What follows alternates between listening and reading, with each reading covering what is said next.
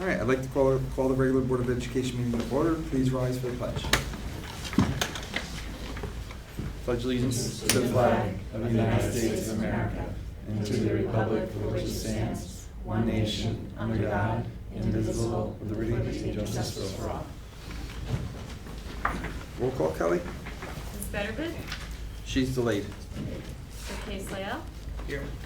Ms. Flynn? Here. Mr. Rutkowski? Here. Ms. Stadler? Here. Mr. Singh? Here. Mr. Wolf? Here. Ms. Hewer? Here. Mr. Wood? Here. Fire exits, Matt. Exits are in the back of the LGI. All right, our first workshop is from our auditors, if they want to come up and just give a brief overview as to where the district stands financially. Good evening, everybody. My name is Rich Cavicchione. I was one of the team members that came out to the district this year to audit your district. Chris Melly and myself just met with the audit committee where we went over the report in great detail. Just to give you an idea of the process that we go through when we come to visit Anne Marie and her staff. We interview your employees, we go through processes, procedures, we review documentary evidence of your books, we audit your extra classroom, and we also audit your federal grants under the Uniform Guidance Standards. Okay? All findings that happen during that process, we had gone over with management, and all entries have been made into your books and records and are included in this financial statement. Within this financial statement, we have 4 audit reports that we issue. One is on the entity-wide financial, 2 are on your single audit, and 1 is on your extra classroom. Okay? All audit reports have an unmodified opinion, which is also a clean opinion. There is no better report that we can issue at this time for your district. That's just the top of the top. Starting on page 17 of the financial, this is your balance sheet. This is what your assets and liabilities look like as of June 30th, 2019. And it's broken down by each of the funds.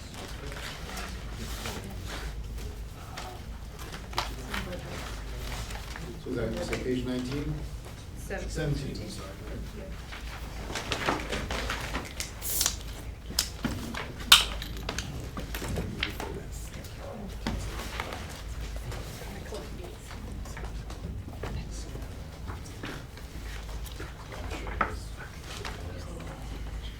So 17 is your balance sheet for each of the funds.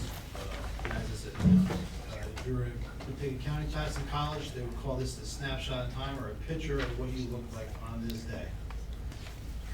On page 19, this is your statement of revenue and expenditures. This is what happened throughout the year at your district. When it comes to your revenue and expenses, again, broken down by fund. I'll go through those statements. Everything is totaled to the right. I'm actually gonna have you go backwards to page 18. We start with your total, and then the next 2 columns, this is where we make what we call the GASB adjustments, where we take your financials per your district office, and we're converting them to what would be, what you would find in the public sector at a for-profit business, something like that. Okay? This is also seen on page 20. Again,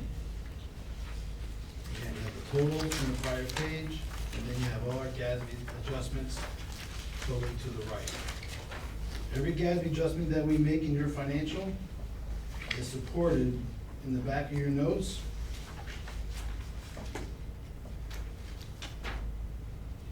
On page 41. It starts on page 41. So between page 41 through page 43, there's a description of what each GASB adjustment that we do to your financials.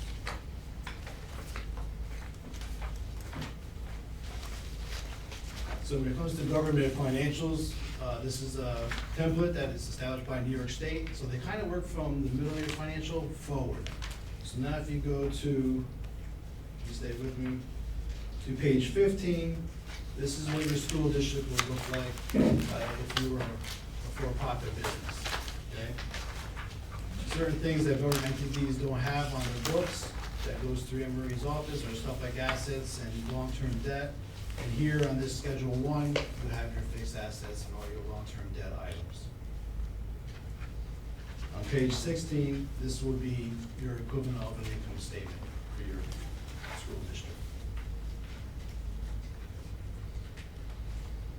Now, last year when we presented your financial statement, your notes grew by quite a bit because we implemented GASB 75, which relates to your other post-employment benefits. We had to bring the entire liability onto your books last year. This year, we don't have any major changes like that to your notes. Sorry, question.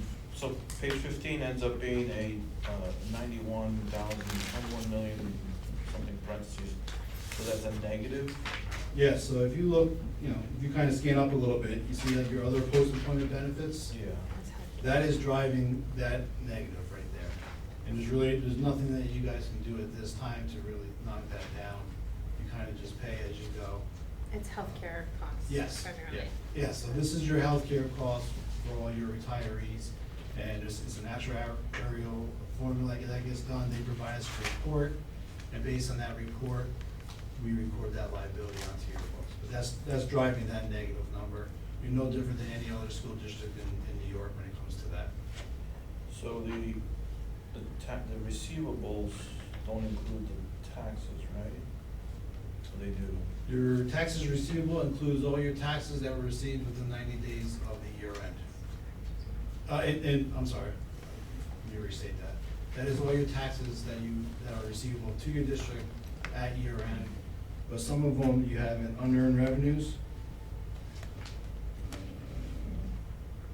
Okay, I mean, I guess, I'm sorry, so excuse my ignorance, but if I was looking at this and I said, well, we're not breaking even, we're breaking at negative 91 million, that's not accurate, right?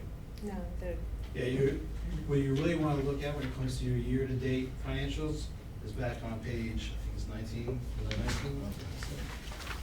you just based on the. This is what goes through. Page 19 represents what happens during the year in Anne Marie's office. And the reason for putting the 91 million, as I understand it, is so that that cost shows up somewhere, so for transparency purposes, so the public is aware that there will be these costs ongoing, Yes. and there's no place to put it really. Right. So you have to find a home for it, so that there's a way to. let And one people- important distinction about it, though, just so we're all on the same page, is New York State does not allow you a mechanism to save for it yet. You work what's called a pay-as-you-go. So there's nothing you can do about it at this point in time. Do you know of any states that do allow that? No, I don't. But I don't work in a state, so that's a tougher Yeah, question no, for me. that's, sorry, but. The only person that has the right to say right now in New York State is New York City.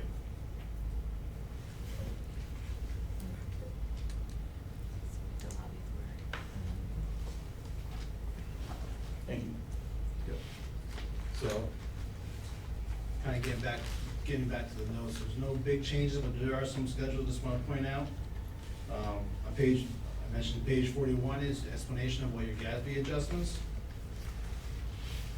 On page 46, that is a summary of your fixed assets for the district.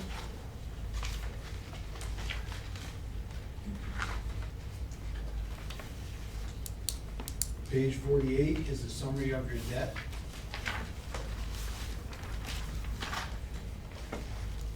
So 48 is not a negative, it's a positive? Or that's the way it's displayed? That's the way it's displayed. All right.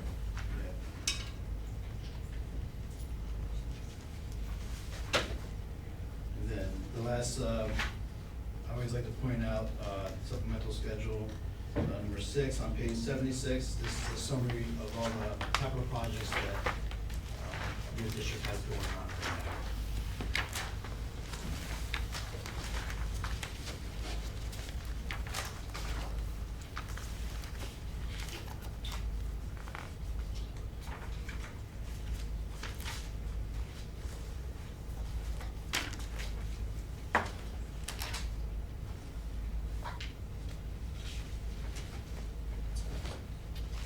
So, unless there's any questions, that was all I have for your presentation.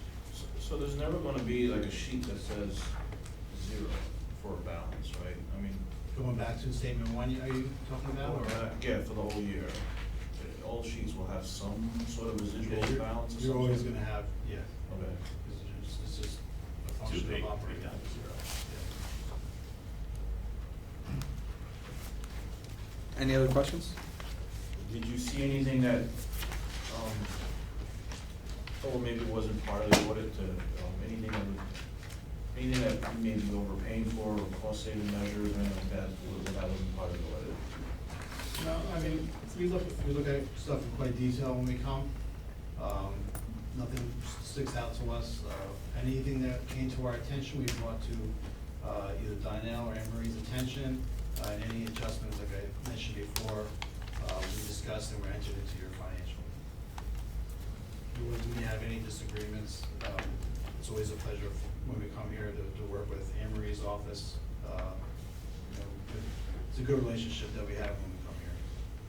Thank you. So, question, so in the beginning, you said there's no better report, top of the top. So was that your description that our financial, we are financially secure, that, our processes and we're following our processes, or are you just saying it's a good report? It's basically, yeah, we cannot give you anything better than an unmodified audit opinion, which is, I say, we say clean, Right. is the term unmodified, people don't always understand what that means when it comes to our jargon, if you will. So, this is the top of the top that we can give you when it comes to audit reports. And you have to bear in mind that what we do is selection processing, so there's no such thing as 100% testing. So on the samples we did, do we think they're reasonable?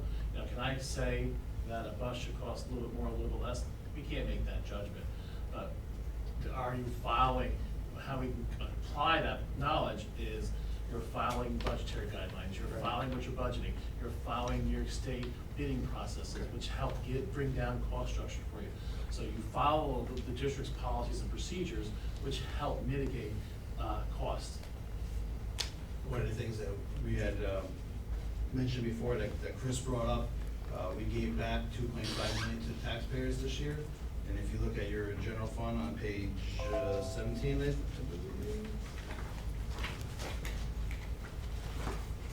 gonna go with page 19. You're only showing a $900,000 loss, but you basically budgeted for a $2.5 million loss, because you gave that, it's basically taxpayers said you're gonna collect. Right. Okay, so you kept the straits on cost this year, and it shows good, but that shows to us good budget management. Okay, good, thank you. And I'd just like to mitigate that by saying it's not a loss. Yeah. And sometimes people walk away, the district lost this much money. You didn't lose money, you just spent more, and because you budgeted that way, you gave back to the taxpayers. Also, what was mentioned in the meeting, but not really in the financial report, is that we had a new staff member start and had not been familiar with government accounting before, and she. And I'd like to add to that, that's okay with you? Yeah, please do. I have to say, she came in here with a lot of information to learn and tackle. And to take that position on is scary, and in governmental, if you ever did governmental work and versus public work, it's a different breed, and she really did a nice job. It is a stressful event, going through an audit for the very first time, and she always remained kind, compassionate, and concerned that she's doing her job. And that's a really good thing to have. It's a great quality. Does this report affect our bond rating at all, or anything like that, or? Our bond rating's on No, I mean, does it feed that, or that separate analysis? It's supported to it, but you have unmodified opinions, so it can only help you, it can't hurt you. And I just want to add, just for the record, because I feel like we go into these meetings and know, because we did our board training, we know, but GASB stands for Government Accounting Standards Board. So they're going to set the, well, no, I'm saying that for, like, just for the, because I feel like that term gets used a lot, but. We use it all the time. Right, but I feel like if there's people sitting there, they don't know what GASB is necessarily. No, I appreciate that. Any other questions? Thank you very much. Do appreciate it. Thank you. Thank you. Thank you, Anne Marie and the staff too, for Appreciate the job well done. opportunity. Thank you, Good Chris. job, guys. All right, we have two schools presenting tonight, Beacon High School and Roundabout. Did you guys flip a coin and see who's going first? Roundabout is up first, and just a brief intro, we asked all of our building teams, our principals, to kind of craft their presentations in line with the board goals. And one nice thing about that for me to see is that we are very aligned, so a lot of the work happening at our schools and departments is very much in line with the board goals. So Brian, take it away, man. Thank you. First of all, good evening, everyone. Thank you for having us this evening. I'd like to start by thanking my two assistant principals. They definitely keep me up to date and in time with the cutting edge technology, which is why you notice a little more electronic communication from Roundabout Middle School. So I thank them very much for what they've enhanced. They're now on Instagram. We are on Instagram now. At Roundabout MS. So, in terms of excellence, some of the things I'd like to go through is we had the Engagement Institute this summer with the rest of the district. We had a team of 4 teachers that attended that, and one of the things that we took out of that was doing Teacher Lesson of the Month. And what we did for Teacher Lesson of the Month is the students vote on the most engaging lesson they've seen from a teacher.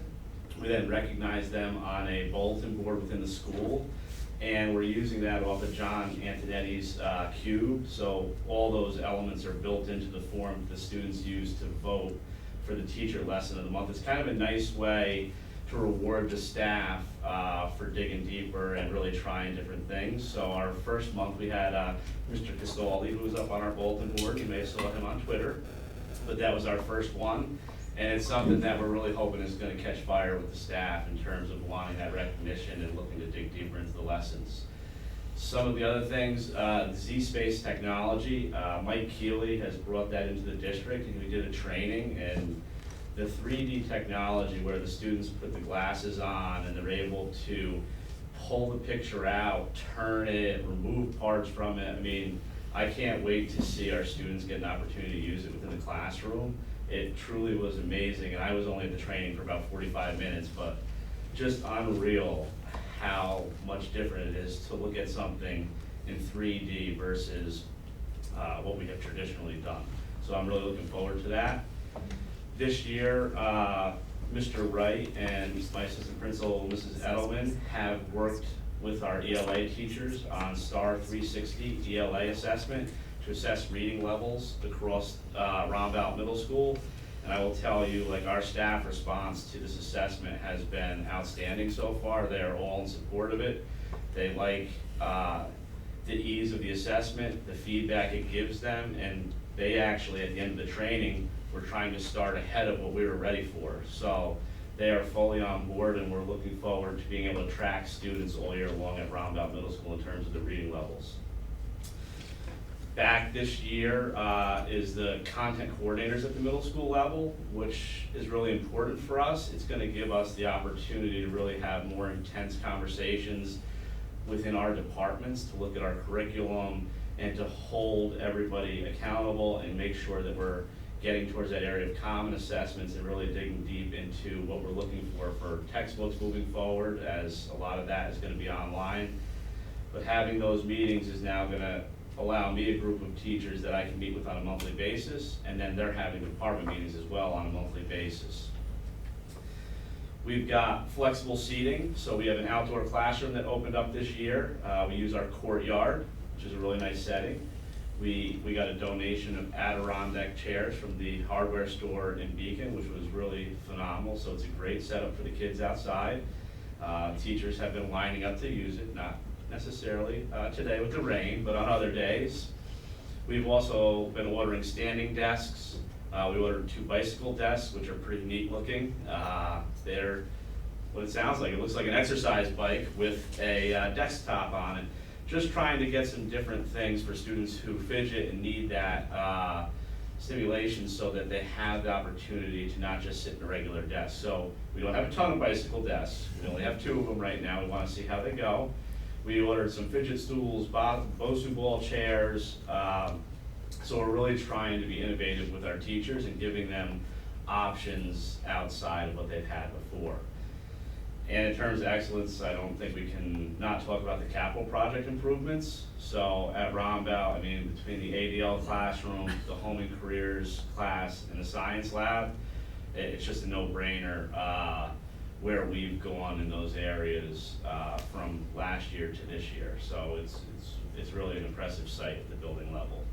We couldn't be having. Home and careers, we haven't gotten to see it in full effect yet, but when it's time to cook, I can't wait to be part of that. And Mrs. Conklin would extend the invitation to any of you if you'd like to be part of Cupcake Wars when it's time, because that is our best event of the year. In terms of equity, we love, and I love, to organize field trips. So we have a lot of different field trips. We feel like that allows students different experiences that they may not get outside of Rombout. And so this year we've got 6th grade students going to IBM. Not every student, because IBM doesn't allow for every student to come. Our 7th graders are going to Stony Kill Farm. Our 7th graders are going to West Point. Our 8th graders are going to an Army basketball game at West Point. They do like a health and wellness day there for them. Our 8th graders are going to go to the FDR Museum and the Vanderbilt Homestead. SUNY Purchase, we have 8th grade going to Black Violin, 7th grade going to see Gina Chavez. 7th grade, we're planning a trip to Philadelphia again this year. 8th grade, we are planning our DC trip again this year.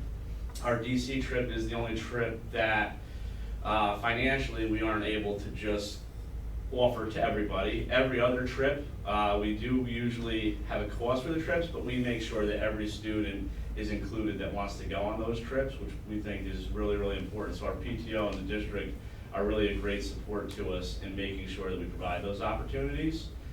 We are working on something. I was hoping to be able to talk about it this evening for 6th grade. I don't have it fully worked out yet, but I'm hoping I'm gonna get an email by the middle of tomorrow. And we will be putting a trip in place very soon for our 6th grade class. That's going to be really exciting. I can't talk about it right now because if it doesn't work, I'll look bad. So leave it at that. You'll hear about it as soon as it's ready to go. There's some 6th grade parents in the room.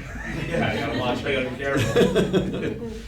We do run our scholarship fund for the Washington DC trip. So although it's an expensive trip, we do a lot of work with the fire truck raffle at the elementary schools, bake sales at the middle school, to try to build up our scholarship fund so that we can provide money to families and students that may be going through tough times or need some assistance. Last year and the year before, we gave away approximately $4,000 each year towards students going on the trip.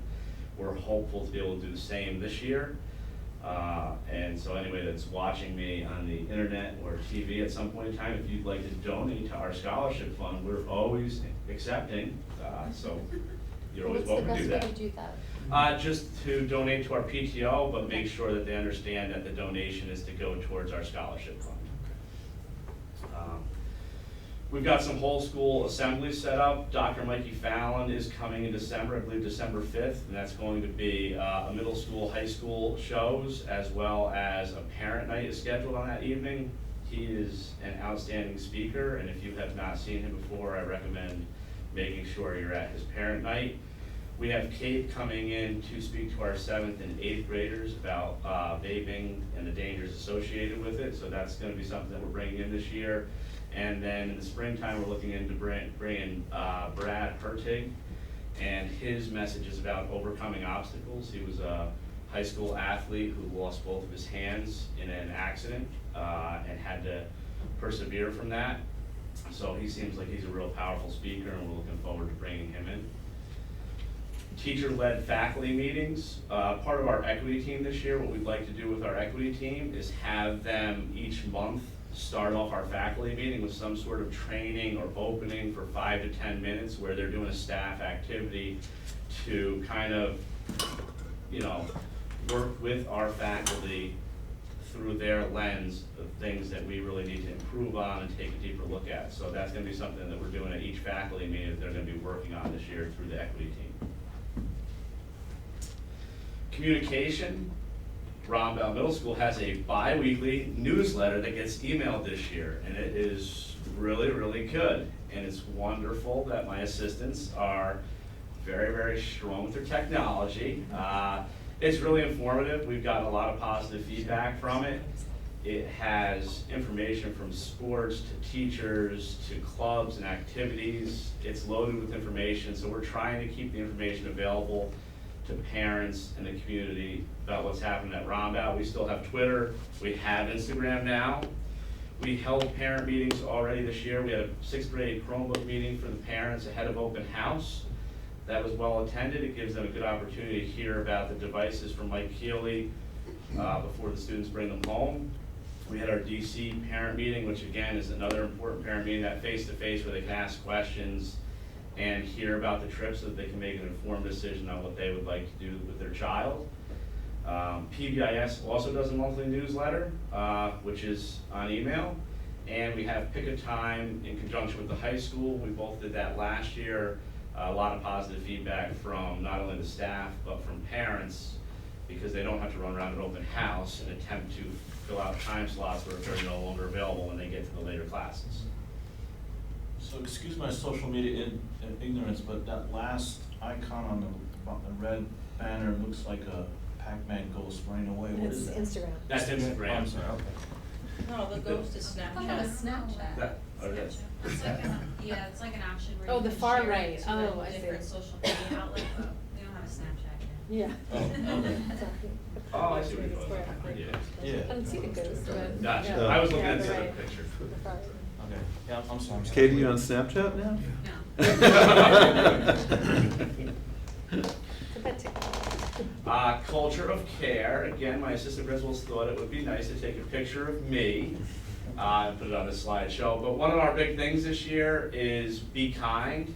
It's kind of a slogan that's been initiated through our faculty, and our PBS team is taking off with it. So that's kind of our big thing this year, is trying to encourage all the students to be kind. We feel like it's simple. It's a positive message. It's easy to remember. So we do have a faculty member did put an order in for shirts. So on Fridays, a lot of us are gonna be wearing Be Kind shirts. Our PBIS department is doing Students of the Month. And the idea behind that is for the student to be the I in kind. So when they're the Student of the Month, they stand where I'm currently taking up a large amount of space. And they end up being the I and Be Kind. And then they have a bulletin board in the school as well, where each of the Student of the Months are displayed for each grade level right next to the lesson of the month. I know I'm going out of order, but it made more sense that way. We have been implementing the restorative practices. They've been going really, really well. So we've been working with the circles. We have Dutchess mediation, but we have teachers who were trained. They've assisted in the process, as well as guidance and our assistant principals.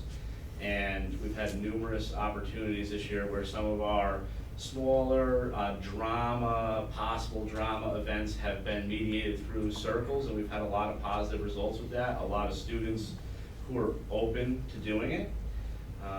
And we feel like it's been well received by not only the students, but the staff as well. The Be Kind mural was drawn by our art teacher, so Mr. Trad was responsible for putting the mural up on the wall for us, so we thank him greatly. The students are recognized for character, and we're also having a PE Student of the Month that our phys ed department is recognizing. As in past years, we have our honor roll assemblies every quarter. This year, a big difference we did this year was our code of conduct review meetings. Typically, we do whole grade assemblies in the cafeteria. This year, we decided not to do that. We sat together and made a decision that the message gets lost with such a big group. So we took each grade level and we had individual meetings when they were in their phys ed classes. So for 2 straight days, we had individual meetings by grade level with sizes of classes that would range from 18 to 25 or 30. I took 8th grade, Mrs. Edelman did 7th grade, and Mrs. Biordi did 6th grade, and we put them in a circle, and we had private meetings where we discussed the code of conduct, and what it allowed for were a lot more questions from the students. So students that may not have asked a question in the assembly in front of 200 other kids were asking questions and were able to engage us in conversation. So it was a really nice way to discuss our handbook and our code of conduct without having me at the front of the theater going blah, blah, blah. And so the kids got a nice personalized meeting for that. We did that in one period at a time. Are you rolling up any comments or feedback? Because there's probably a lot of good ideas and Yeah, suggestions that we data. can look at in the future, so Yeah. I just a thought. A lot of the students, because we would ask them at the meetings, like, did you like this better, or do you like the the big one? And a lot of the kids said they liked this better because they were able to talk to us, they could ask questions. And they would be the first one to tell you, we don't listen when you have us, when we're only having children, we don't listen. So, they're honest, but that was our feedback. They were long days for us because we were going nonstop, but it was well worth it in terms of getting the message across to students. Yes? Mike, were you asking about the content of the policy though? I was asking about the content, if there was any good feedback or suggestions that the students may have given you, potentially if you roll up some of the keys that could roll up through. Well, I would that. tell you, the students would definitely had a lot of conversations about electronic devices, because at Rombout, they're not allowed to be out, so the students want to know why. So we had some good conversations about why we don't allow them to have them out, and that at their age, a lot of times, there's a lot of misuse in terms of the cyberbullying or taking pictures of people that you shouldn't be taking pictures of. And a lot of the kids got it when we explained that that's part of the reason why we don't want those out and about, is the maturity level just isn't always there yet, and they can be, they can cause some issues when somebody gets videoed, and next thing you know, they're on the internet. The kids are right. Do they have advantages in the classroom? Yes, but with the one-to-one Chromebooks, we find that we're providing the technology anyway that they need in the classroom. Thank you. No problem. Playground improvements. One of the really neat things, Mrs. Biordi painted chess and checkerboards on our outdoor recess area, and the PTO provided us with large chess and checkers pieces. We weren't sure how it was going to be, but they have been used every single day by kids. And what's nice about it is it gives the students that don't necessarily want to go out and play basketball or play football on the grass, it gives another option for people who want to be outside and want to do things outside, but not necessarily be in the middle of the basketball court or somewhere else. So it's another way, another outlet for students to be outside and enjoy the air and do something. Oh, culture of care, I also wanted to just mention, we still do the birthday cards, so the assistant principals do deliver birthday cards every week to every student in our school, and they make cards for the students who have the summer birthdays as well. So every student's birthday gets recognized not only by them with a card, but over the PA system. We've also given them the option, if they don't want it read out loud, that we won't, so that we're not embarrassing them. And the kids really do enjoy it. They say, it's really nice to get a treat on their birthday. So that was some feedback from the meetings as well. Do you still do the shout out? We still do the shout outs, Isn't that yes. really nice? They love to come in and write shout outs, and you'd be surprised how many times they do that for their friends. Not their friends, but staff members. They'll come in and give a shout out to a teacher who they're really happy with. They love to come in and get a chance to put something on the PA system. In terms of sustainability, we've started an environmental club at Rombout Middle School. And the environmental club is going to have a lot to do with the rest of the bullets that we have on here. The ADL class does the recycling initiative, and that's a lot more than it sounds like. They go around the entire school collecting all their recyclables, including the cafeteria. They clean them, they sort them, they bring them to the center. They get the credit that is earned that they then can use for class field trips or the corner cafe that they run. So it's really a really great program for them, and it gets them out and about in our schools, seeing the other students and staff. We have the Farm to School Committee. We do have a Use Again clothing drop in the roundabout parking lot that we do get, money sent back to us based on how much gets donated in there. In terms of recycling waste, I think the one-to-one Chromebook project is definitely cutting down on our paper usage. It should, it has to. But that's a great thing right there. In the math science partnership that we do with Clarkson, our 8th grade teachers in ELA math and science, we're working on a compost project that they're gonna do in our garden area as that gets developed. I think that is everything. I have one question. How have a lot of kids joined the environmental club? Have a lot of kids join the environmental club. We're still kinda, Well, it's it's kinda just coming into its starting.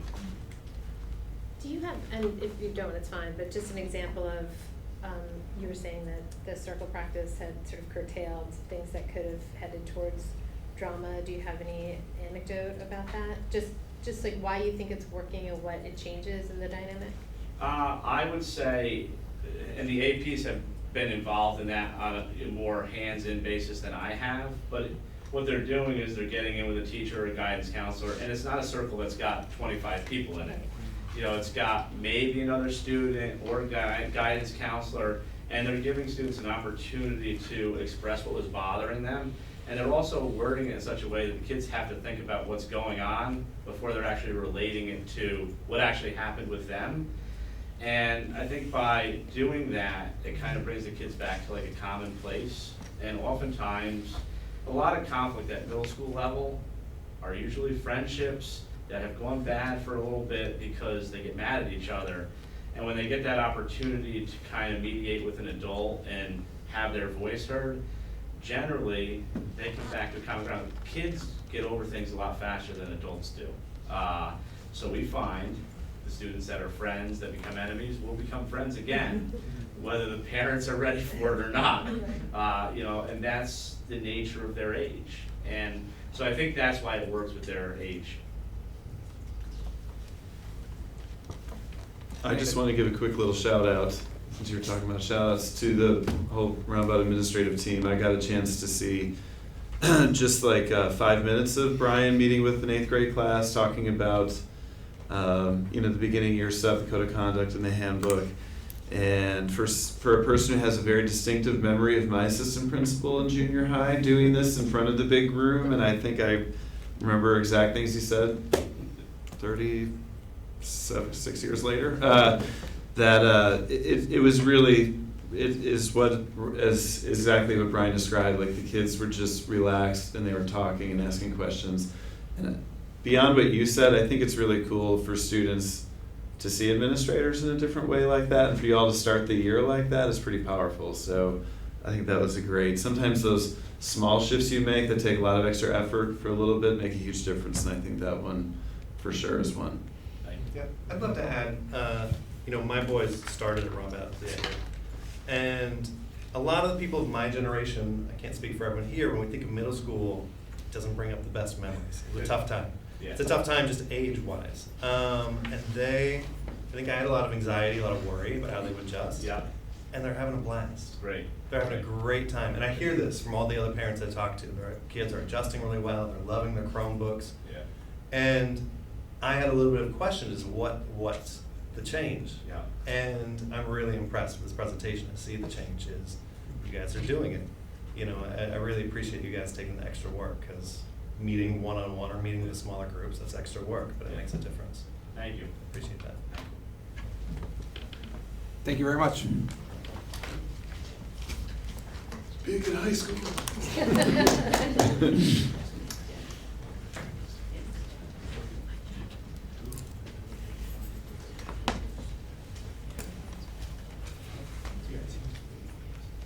Good evening, and thank you for giving me the opportunity to share our 2019-2020 Beacon High School goals. Before I begin the faculty meeting, I would just like to share an account of our first faculty meeting. So Dr. Landau said our motto this year is Care, Connect, and Engage. So when I say we, our assistant principals and I'd like to thank Mr. O'Neill and Dr. Samuel Sims, who co-facilitated our first faculty meeting What we did is we put our students' names all around the cafeteria, and we asked our teachers to put a check by every student that they knew, whether they had them in class, or they coached them, or they've had some kind of conversation. This was a powerful activity because it allowed teachers to share stories, and there's power in stories. And I love this quote because it says, "Engrave this upon your heart. There isn't anyone you can love once you've heard their story." So at the end of this activity, one teacher asked, "What about those students who don't have a check by their name?" And there was this heavy silence in the cafeteria, which then allowed me to share with the teachers, this is why it's important to connect, care, care, connect, and engage our students. So we did a follow-up. Today we had our faculty meeting, and I have to say there were additional checks by our students' names. So that was great to see they're making the attempt to really get to know their students. So our focus is school connectedness. These are just some pictures. We have a reflection room, and I gotta tell you, I just bought a couple of ottomans for the room. Then we had to buy a complete class set, because kids are loving this quiet space, and they've decorated the room. They have artwork, they have mobiles, and they also built a campfire, because they all said great conversations happen around a campfire. We're also meeting kids in the lunchroom. There's our wonderful student Julian, who has a beautiful mind. He played Dr. Sims and I, a game of chess simultaneously, and beat us both. Incredible. We have more students going into the student store, working with our ADL students. More teachers are coming in and supporting our students. There's also not only we're selling merchandise, but there's also a little cafe inside.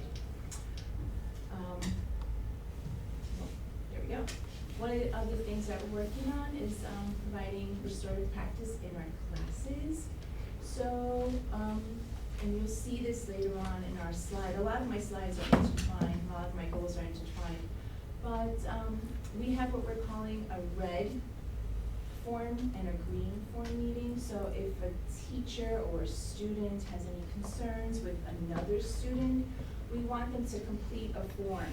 Okay, the red form means, I need to talk to somebody, I need to repair a relationship either with another student or a teacher and student. And then the green form, which is great, is to celebrate something that someone has done.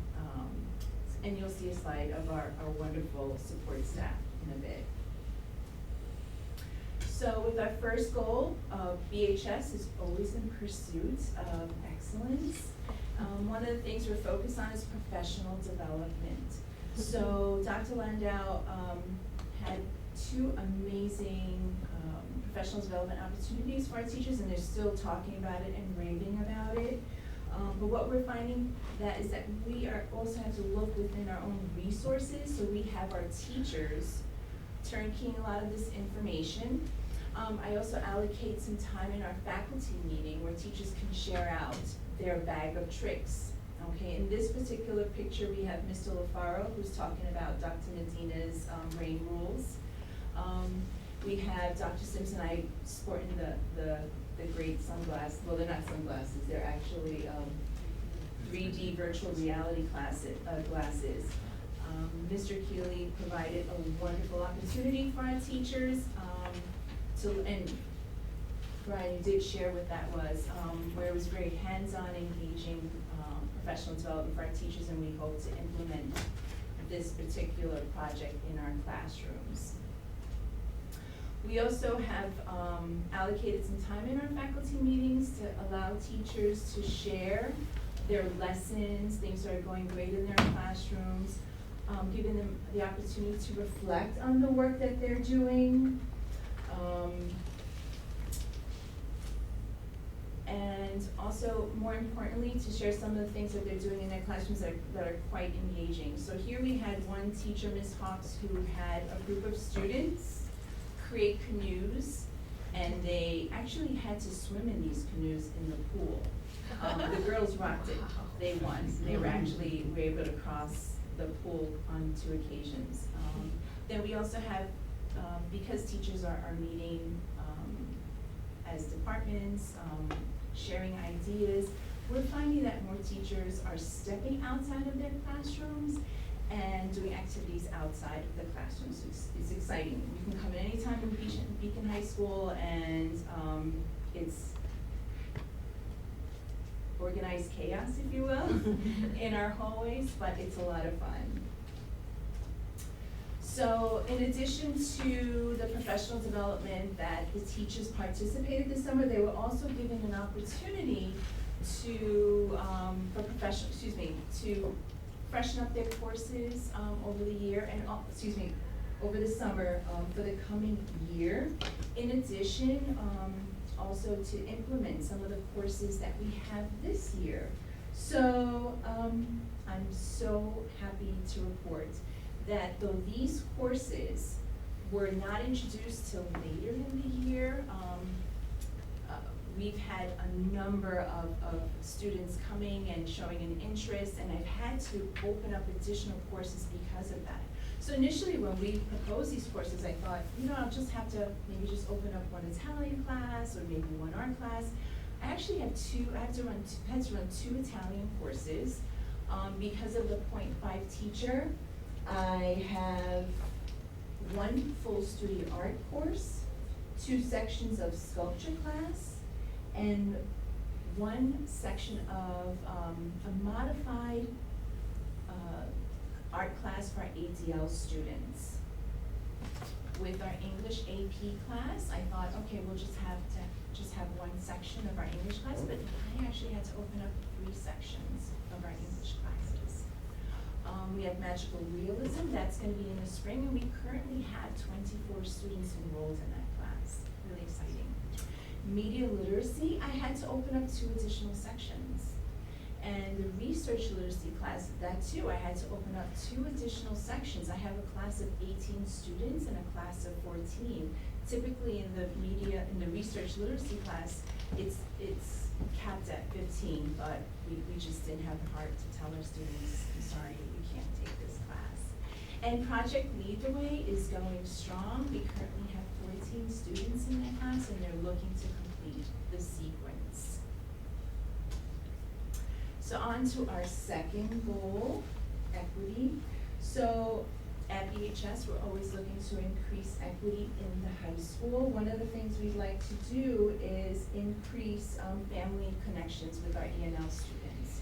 So our ENL teachers are rounding up all of the communication that we provide to our community, and we're gonna try and find ways to translate this information for them. We also want to develop a strong relationship with Dutchess County community organizations.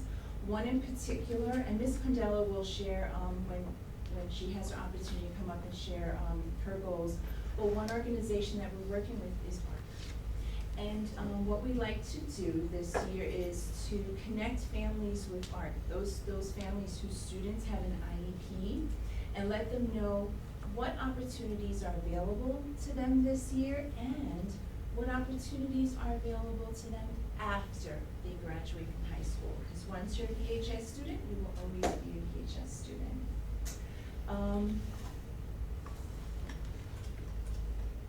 One of the other things we're very thankful for is the one-to-one Chrome initiative. So I'd like to share a story. We had our parents meet the parent-teacher night, and one of the parents shared with me that they love the Chromebook. Their student has an IEP, and they go home, upload the teacher's assignments on their Google Chromebook, on their Google Classroom, and they're able to review the work. Every student learns differently, and this gives them the opportunity to process the information that they're given. Also, we provide reminders for our students. They're reminded that they have homework. We all need reminders, which is very nice for our kids. It also, with one of our biggest goals this year is also to provide professional development for our teachers to utilize the Chromebook, because it's very new for our teachers this year. More importantly, we have an equity team, and our equity team will be engaging teachers in some very interesting conversations. One of the things we're looking at is reviewing our grading system. Are we fair and equitable across the curriculum? We also will be looking at our discipline data and our attendance data, and we want to improve that as well. One of the other things that we're looking at is improving or providing more opportunities for our students in clubs and activities. We want to make sure that we meet all of their interests, and so we had a club and activities fair. Not only do we try and recruit our students, but we also try to talk up some of these clubs and activities with our parents. Just, Oh. that's amazing, Oh. These are just some pictures of our kids really showing their passion or their love for some of their activities, which was quite nice. By the way, our this past parent-teacher night was one of the largest showing. We had parents that were parked alongside Madelon Road. And I believe we'll get to that in a little bit.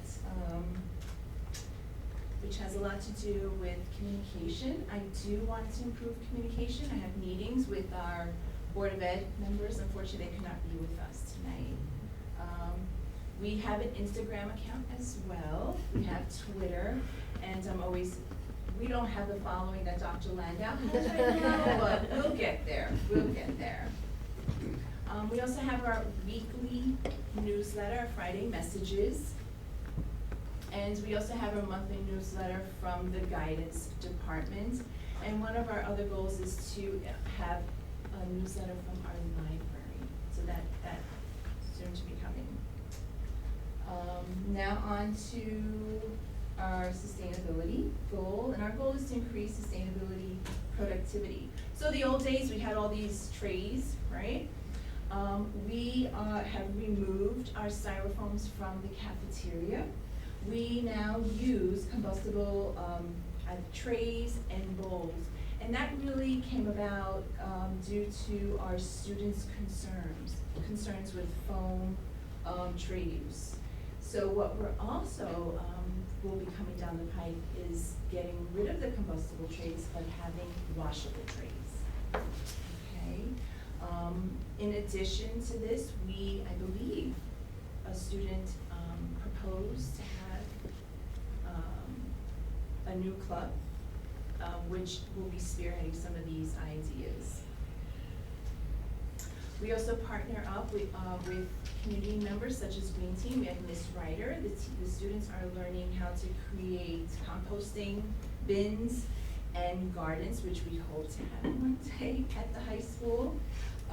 In addition, with some of these programs, the point is to just to increase education, increase in sustainability, productivity. And lastly, our culture of care. We have our guidance department, I guess to your left in the picture. And they're meeting with our students, talking about college and career planning, but also meeting one-to-one. And we also have them working on creating circle meetings in their offices. To the right, we have two dynamic, amazing E&L teachers who, I have to say, because of their care for their children, our students have exceeded their test scores in NICESLAT testing. We also, at the bottom, we have faculty and staff and meeting together talking about content and curriculum, and more importantly, talking about our caseloads. We treat our meetings very much like someone walking into a doctor's office. We have our at-risk meetings, we come in, we talk about the student, we try and figure out, how can we help them, what's going wrong, and then we come up with ideas on how to support them and help them and heal them through the process. The other thing is our teachers this year created warm and cozy classrooms for our students. We found that, when the student feels more comfortable in their classroom, they're going to learn more. And so they have artwork. Many of the English department teachers created these beautiful accent walls in their classrooms. And then we also have flexible seating as well. Those are a really big hit. our kids are loving some of these little cozy nooks that the teachers have created in their classroom. We'd also love to thank some of our community supporters who provided classroom libraries. And also, they also provided these little ball stools that you see to the left, which is just a lot of fun for the kids.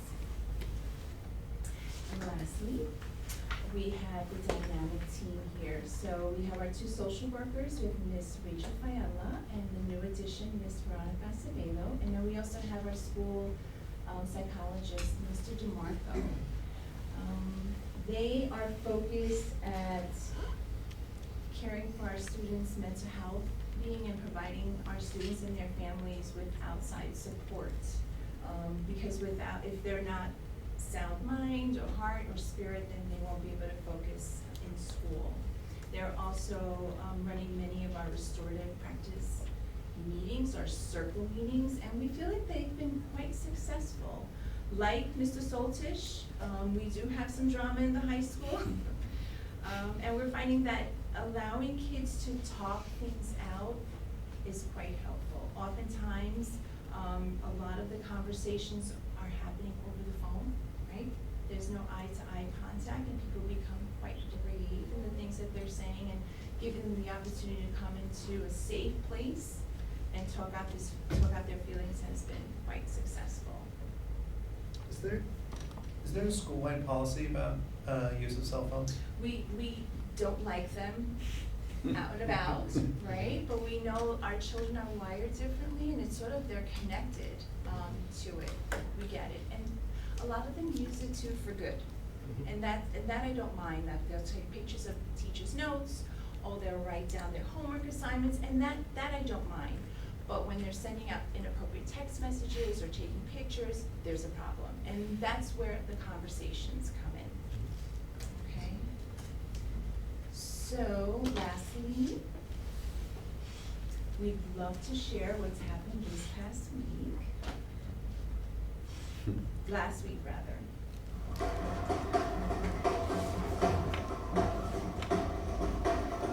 That's our new music class, by the way, playing in the background.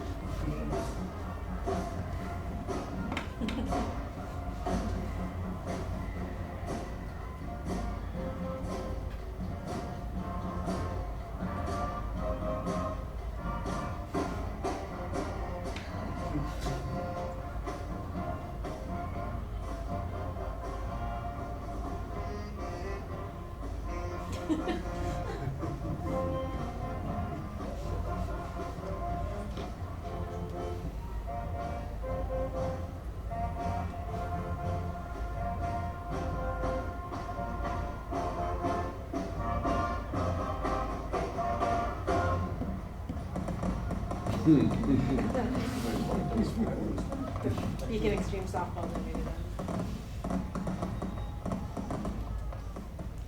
So ultimately, everything that we do is that children can make wonderful memories at VHS.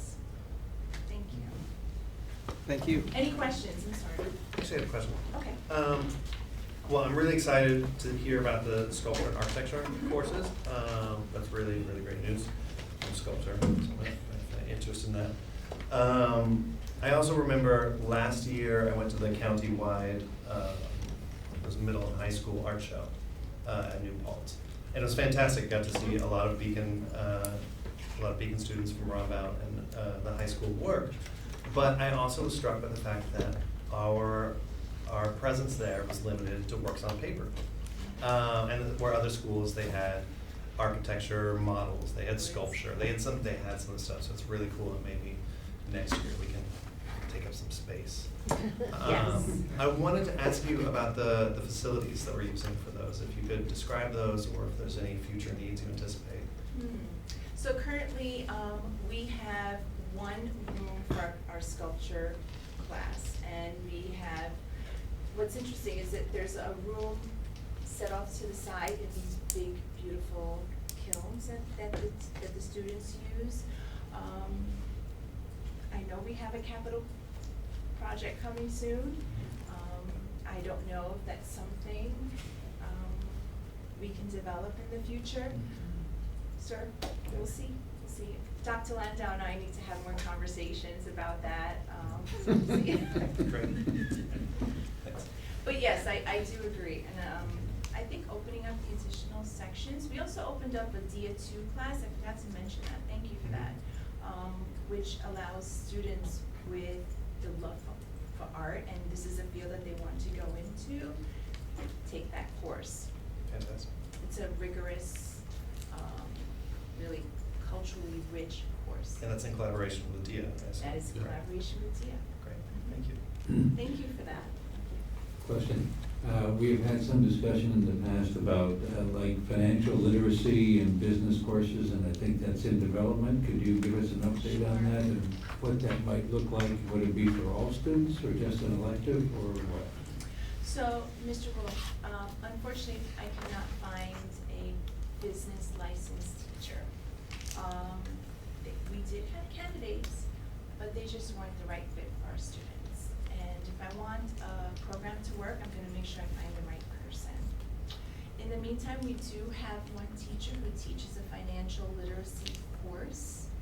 That's very popular with all of our students. But we are still in the search for finding that business teacher. Can you give us some idea of when that could jump off, when you find the right person? Well, we are in pursuit of looking for someone right now. If I find someone, that'll give us some time to really create and promote the program. I mean, there's maybe a chance for second semester, but I think it's probably more realistic to be thinking about next year. We probably talked with Elisa multiple times a week for several months about finding this person, because it was something that we really wanted in the budget and something you really pushed for. But I also have to respect the fact that you weren't willing to settle. No. And I think that was wise, because kicking off a completely brand new program with someone that you don't think is the right fit could have been almost more destructive in a way than productive. And so, so that's something with Bill's not here tonight, but with Bill on board, you know, he will also be assisting with recruiting and going out for those hard to find positions. I just because thinking about a program differently than just some opportunities, but I know I don't know, for graduating seniors and people who might miss out on some new program, or recognizing this is something that's popular and interesting, the American Institute for Certified Public Accountants has like a program where it's a literacy program, and they drill it down to, I think, younger grades, and if it's something where a speaker Love could that. come in or something, some option for like kind of a in-school day or something like that. Would love that. We'll I'll see if that- collaborate. I'll send you. Just so you know, Mr. Wolf, when I noticed that our pool was getting smaller and smaller, I did reach out to all of our state universities in New York, trying to figure out, you know, who's graduating, who would be willing to take on a teaching position. I reached out to many of our public universities in the New York area. The economy's doing well, and so some of these kids are working for Stanley Morgan. You know, they're not ready to come to Morgan Stanley. Morgan Stanley, excuse me. So I really did try and recruit someone for this coming year, but we're still in pursuit of finding the right person for our students. Good. How are the computer classes going? They're going great. So I'll share some pictures. I will and video some of the things that are happening in our Project Lead the Way class.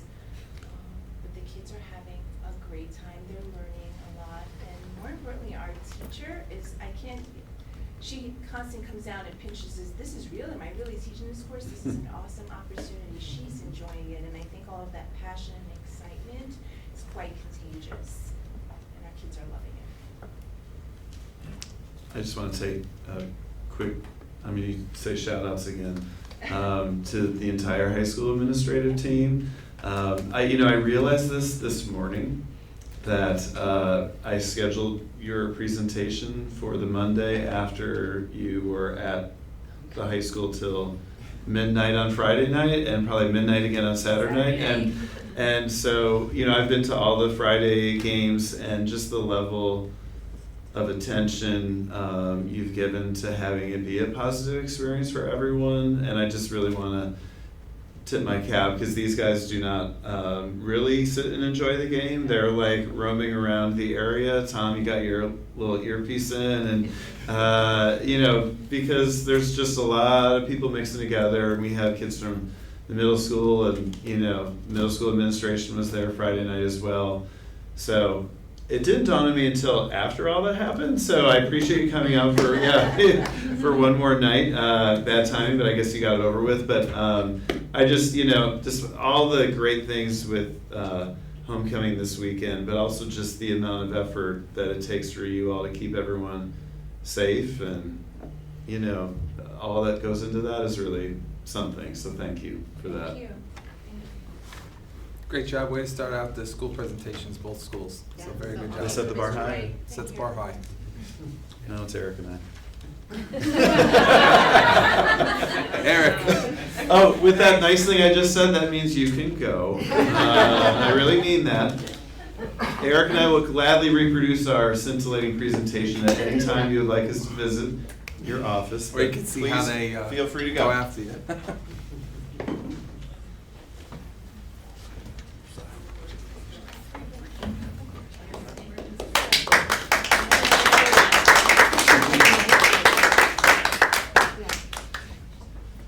All right, so part of this workshop work that we laid out for the board was starting out with great presentations, and then the executive team finishes it each night. But we're going to do a workshop each night on a different board goal. And so what we tried to focus on for our part was some things that we're taking on. So we're kind of starting this with this is building off of all the things we talked about during the budget season and all the things that we've been talking about in board meetings. So this is more things that we're focusing on for the excellence goal, just kind of at the executive team level. So we might be repeating a little bit of what Brian and Lisa said, so we won't go deep into, or you know, we won't repeat them for a long part of the presentation, but these are areas that we're focusing on, and these action steps will be sort of formalized in the strategic plan, which we are busily trying to finalize and get that on that online platform, hopefully within the next month. So Eric's gonna lead the way, and then I'm gonna do the very last slide of your presentation. So it is exciting. But before I start, I just want to say thank you to both the middle and high school teams for their wonderful presentations, because it's actually bringing to life the work that we've all been sitting down and trying to accomplish here in the district. And it's just exciting to see how far we've come, you know, in just a few years. And, you know, just the sky's the limit. But in terms of tonight, you know, looking at the excellence goal, I feel that I would like to thank you guys, you know, the board, just for holding us accountable for bringing this goal to life. When you look at providing that exemplary curriculum and support of coaches to ensure all students maximize their potential and prepare all students for endeavors beyond graduation, that's a deep goal, but I think it's something that's attainable just by, you know, putting together all the resources that we have. What resonates with me in this goal is just the supportive culture that we have to first ensure happens to make sure that our students are able to access that exemplary curriculum that we are trying to provide for our students. So with that being said, listening to what both schools talked about this evening in terms of our restorative practices, that was really exciting to hear. To hear that at the middle school, they took their entire building through a restorative circle and did it in small groups because of the time that they actually had to commit to do that. So I guess they'll be excited to hear that on November 5th, our professional learning day, that we will be bringing Dutchess Mediation in to do a couple of crash courses on the circle practice. So we're gonna have two, I believe 3-hour trainings on that day with Dutchess Mediation, and it'll be just for our secondary building. So for teachers who haven't been able to attend that, that training as of yet. And then from there, they will understand how to have those, how to execute those certain practices within their building. We're moving forward with restorative practices because just the excitement that has been around it, over the course of this past year, and I think that we continue.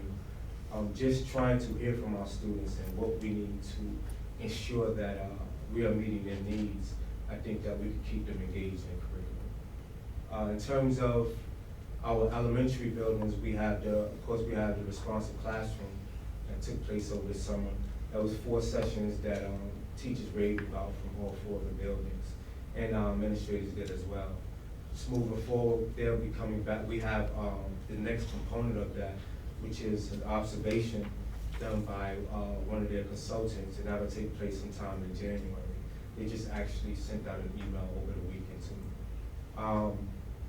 And during that time, we'll get a chance to see, how it's really working from, with an informal observation, or non-evaluative observation from one of the consultants, and then get feedback to help us move forward, with responsive classroom. Additionally, just to ensure that social-emotional learning piece is there for our students, we had the Dignity Framework that took place over the summer.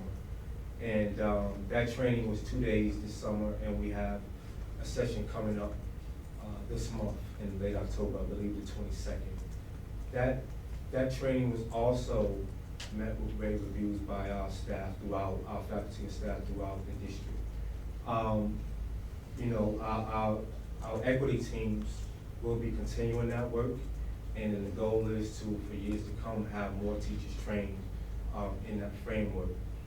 We see that, we've learned that you can either do 2 things. You can either honor someone's dignity, or you can violate a person's dignity. And once you violate it, it does take a while to kind of repair it, but it is something that can be done.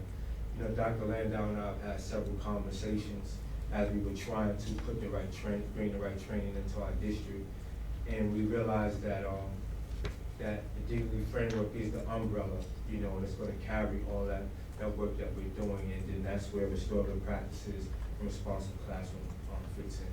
So, it's some exciting times here. We are really trying to meet the needs of our students, social, emotional, to prepare them for the classroom work. So just some of the curriculum work that is taking place. We talked about in science a little bit, how TEQ has been working with our elementary schools. They are providing a lot of professional development and curriculum planning with our grades 3 through 5.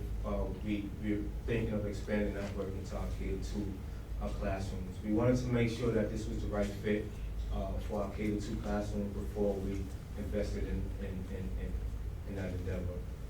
We're using, we put that contract through BOCES, which I'm sure you're glad to know, because it will save us in the long run. But it's STEM-based curriculum. Teachers are putting all of their ideas on paper, and then they're working with TEQ to actually put the phenomena to the work that they're doing, and bring the curriculum, make the curriculum real-world experiences for our students. At our middle school, this year, we'll be working once again with BOCES. We have one of the consultants from BOCES that's helping align their curriculum to the new New York State science learning standards.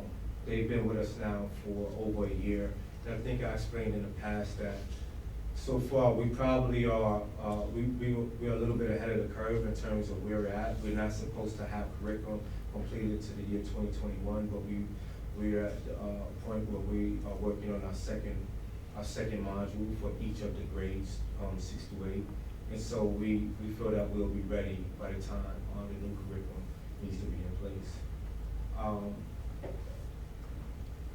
At our high school, we're adding the science research course, and just we're bringing to life many more courses and making sure that they're aligned to the new standards. We also will be providing some training through BOCES to support all of our science teams as well. Additionally, one of the pieces that, that we've been working with BOCES was called Live Labs. And what that is just helping teachers K through 12 understand some of the experiences that they can give students that are aligned to the new standards. This year they have over 20 new Live Lab experience to bring to all of our teachers, or all of the teachers throughout the county. It's something that costs about $2,000 to join that COSA, but our teachers raved about it from K through 12 last year about their experience. So I know it was something that we had to continue doing. What it will do is it would allow teachers to be able to build out their curriculum as well. Is Live Labs more of like a hands-on learning thing? Yes, yes. Okay, so there's like Every, experiments they get done? yes, so they can bring it back, right, they can bring it back right over to the classroom. For the science standards, Eric, are you using POS kits or Science 21 through Putnam or the Westchester BOCES, or is it Dutchess BOCES? No, we're not. That is, one of the kits is through, Science 21 is through Putnam Northern Westchester BOCES, but at the time when I surveyed the faculty, both elementary and middle schools, they didn't want to use any of the kits. They felt like they can build out the curriculum and make it our own. So the district is building a curriculum itself? Yes, yes.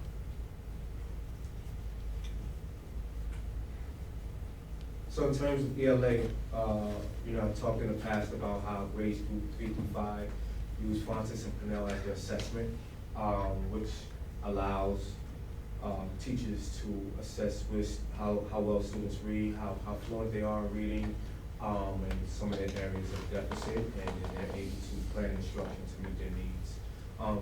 In K-2 classroom, they'll be happy to hear after they hear this presentation that we're looking at, transitioning to Francis and Pinnell either, for the 2021 school year. They've been asking over the course of the past year and a half where they're going to get these new kids, but I held off because I wanted to ensure that we were heading in the right direction with our middle school.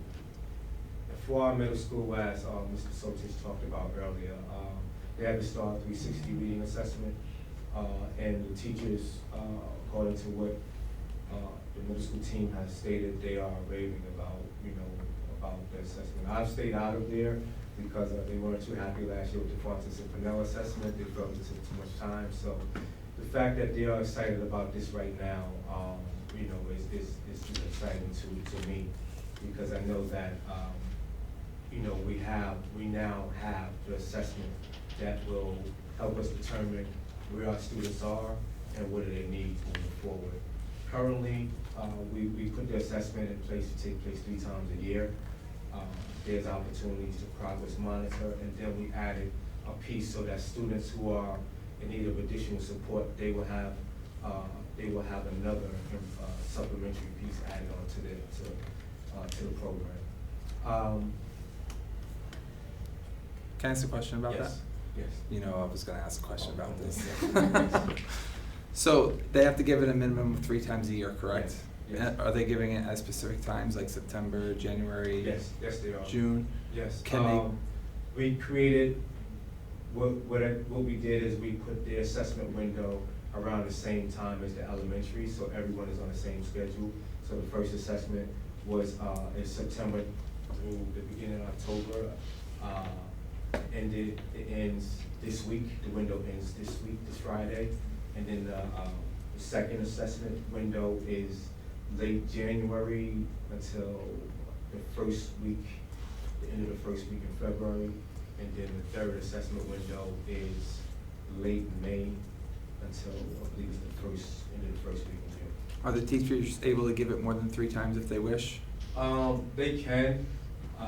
They can if they would like, but that's just the 3 opportunities the 3 windows that we put in place. So, are they referring to the several reports that STAR has to drive the instruction for the students? Like, I'm thinking of a student like in a resource room, right? So they might give the 3 benchmarks a year, and then the teacher might want to give that every 2 weeks to see how they're doing with a specific inferential skill or referring to text aspect, and the report would show that. Right. So are the teachers being trained how to read the reports and use the reports to drive instruction, or? Yes, they've been trained in, they have been trained minimally at this point.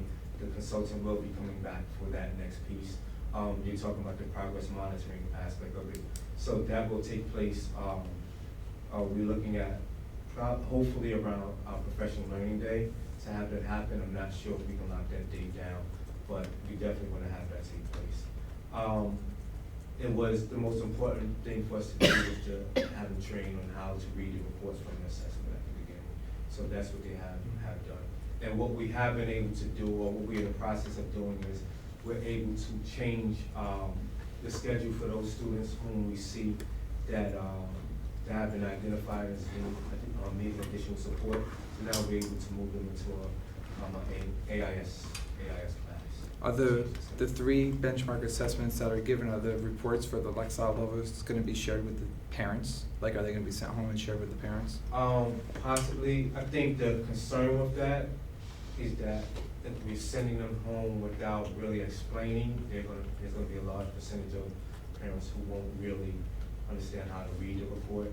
So that's something we will talk about and then, make a decision here. We might wanna have like a parent night, information night, where we bring them in and at least begin to try to talk to the parents. And is there a plan to integrate this down to the grades 3 through 5? I knew that would be asked as well. At this currently I would say no. It may happen in the future, but I think right now it's more important for us to, at the elementary levels, use that data that we have currently before adding in any additional assessments. What we're about to add to our elementary level is running records, to ensure in between the assessment windows that they have another way to check the progress. So we're going to use that piece first, and then from there, if I see that it's not enough, then we'll begin to use. Just because the monitoring of the running records is different than the STAR data that is going to be acquired at the middle school level, and not catching the students in 6th grade instead of a 3rd grade is a big difference. Well, at the elementary level, if we are and so one of our plans is to ensure that we have guided reading in place, and if we're utilizing guided reading effectively, what will happen is we'll have an opportunity to use that data from the Francis and Pinnell assessment to formulate our guided reading, and then we can meet the needs that way. So it's in our eyes right now, it's just another way to look at or another data source to look at in order to provide, groups and provide that as instruction based on their needs.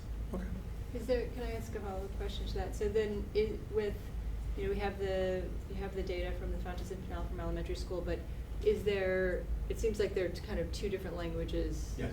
So have they been sort of supported to understand the previous assessments so that there is some continuity between the two? They do understand it from the fact that last year we had the Francis Pinnell assessment at the middle school.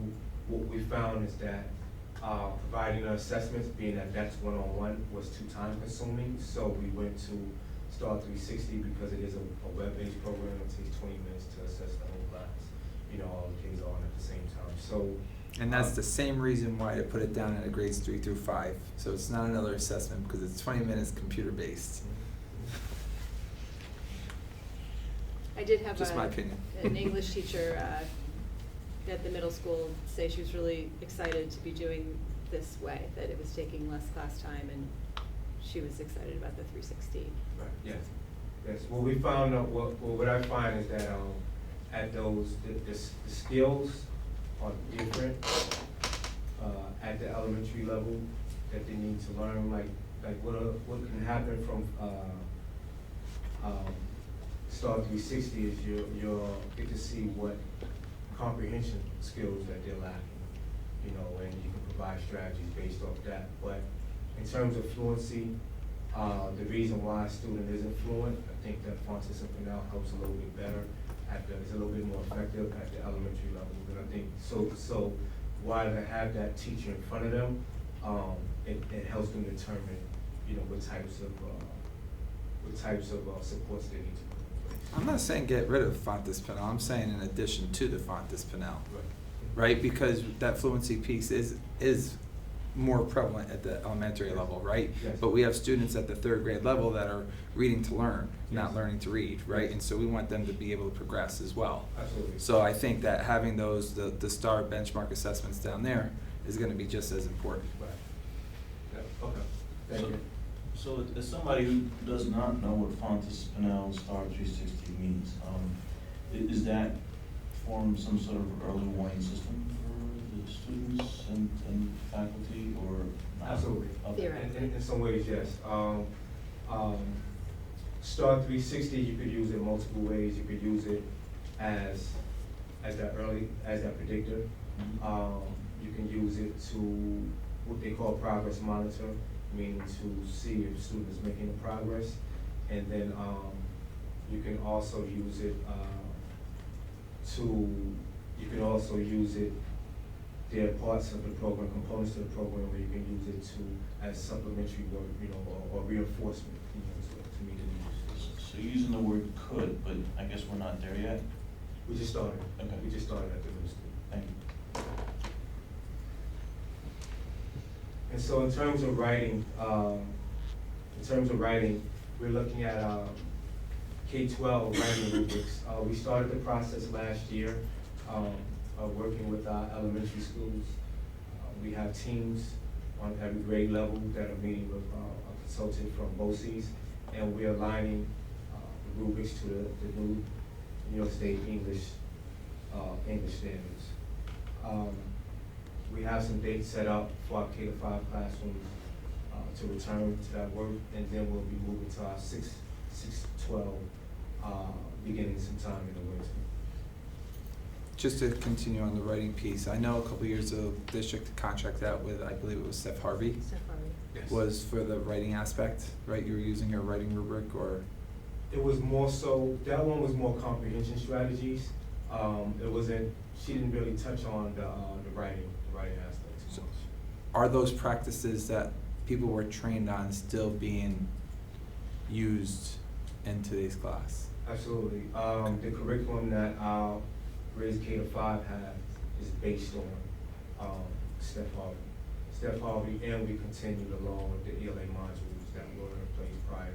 And it was because there was a lot of money spent on the ELA modules back 6 years ago, and then there was a lot of money spent on the materials for Steph Harvey about a year or two afterwards. So what we did is we combined the work, to ensure that we were utilizing best practices from both. And about five to 6 years ago, when I would go to open house, and I would see in almost every classroom the thinking maps, like above the whiteboard and so forth. They're like non-existent. Do they still, is that just like an optional piece that the teachers could utilize for that thinking process of writing, or is it something that the district was trying to tell them to move away from? The thinking maps I think predated me. When I came, I didn't see a lot of usage of the thinking maps in district. We actually still do have a lot of those binders. A lot of the work in there was somewhat outdated, so I didn't move towards it, Mhm. in the past few years. So do we use something for the pre-writing skills for students? Like, are we using a research-based program for the pre-writing skills for students, or are the teachers left to their own fruition as to what they want to do for the pre-writing skills? Actually, what's happening is through the curriculum, the curriculum planning that's taken place over the course of like the past 2.5 years, especially at an elementary level, they have incorporated the writing into their reading piece. So they kind of aligned the writing to it. So they were using best practices to start with those writing prompts and things of that nature. So I'm sorry, one more. Yep. For the writing piece, now that the middle school and the high school are one-to-one, is there some instruction going on towards the writing being electronic? Not a typing class per se, but like thought to paper is a process and thought to computer is another type of way to process. Is there some aspects that are going to be addressed through curriculum piece to address that? Yes, there are two things, it's twofold. One, with the, now being that we have the coordinators now at the middle school level and the secondary level, now it will help for us to begin having those conversations to move that work forward. So that's number one. But then two, I think with the new standards, we have to continue that work first before we begin to look at the curriculum that currently exists and then decide how we want to move on that. I think because some of the curriculum that they have been utilizing, it needs to be updated. Okay. Thank you.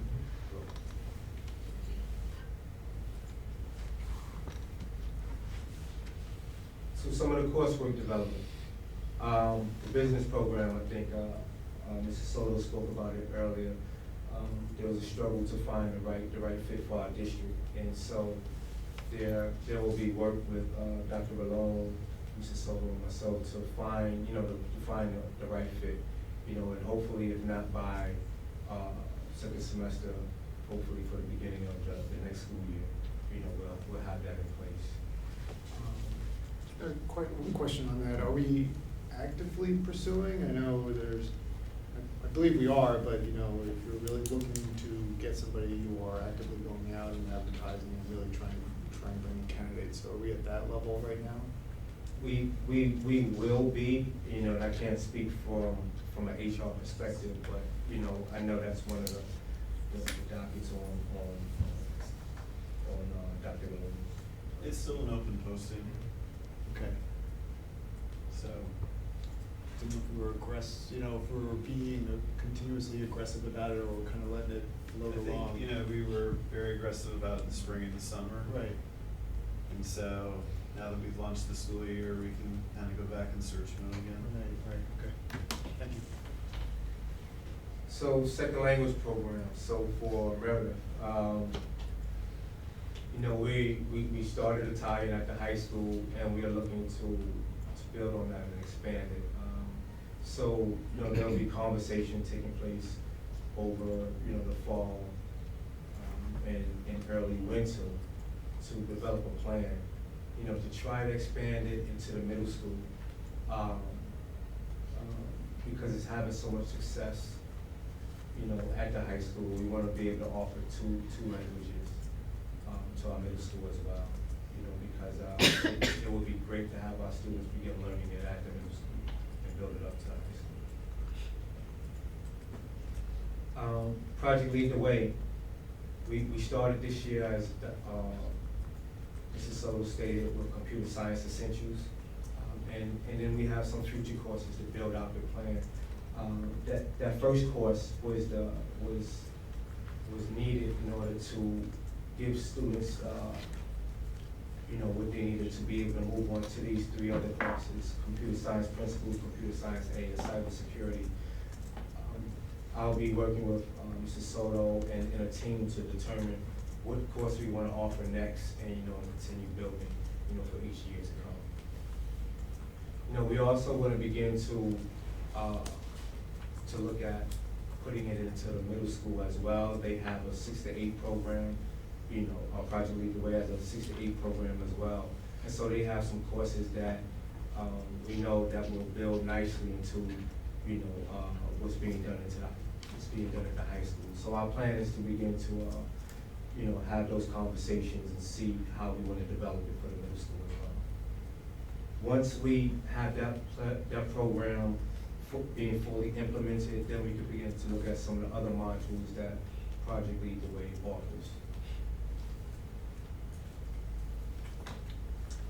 So, we just wanted to very briefly, look into the future a little bit, so we know there's lots of different ideas that we need to gather about the next capital project, but, just looking at what's happening around the country with high schools, looking at what's offered at BOCES and what's not offered at BOCES, and also things that would fit in with our strategic plan of really preparing kids, for problem solving and creativity.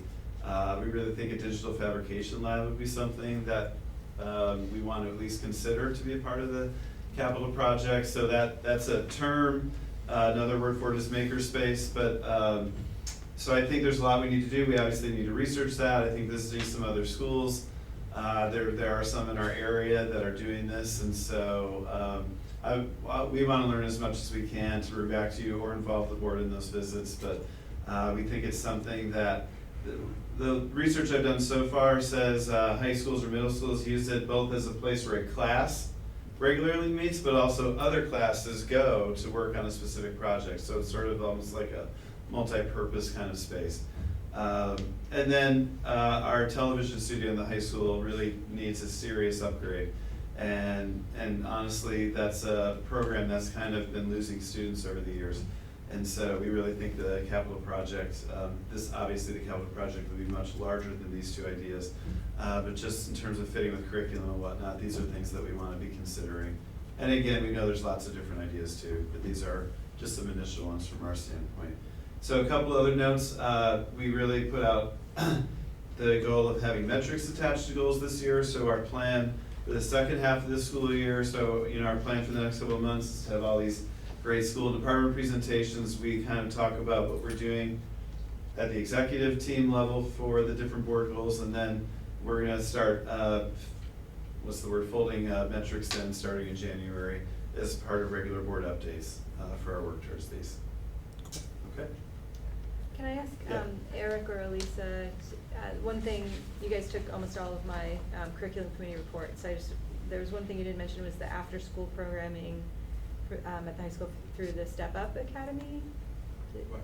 So that's, Is that- so I'm in talks with Asha from Beacon Institute.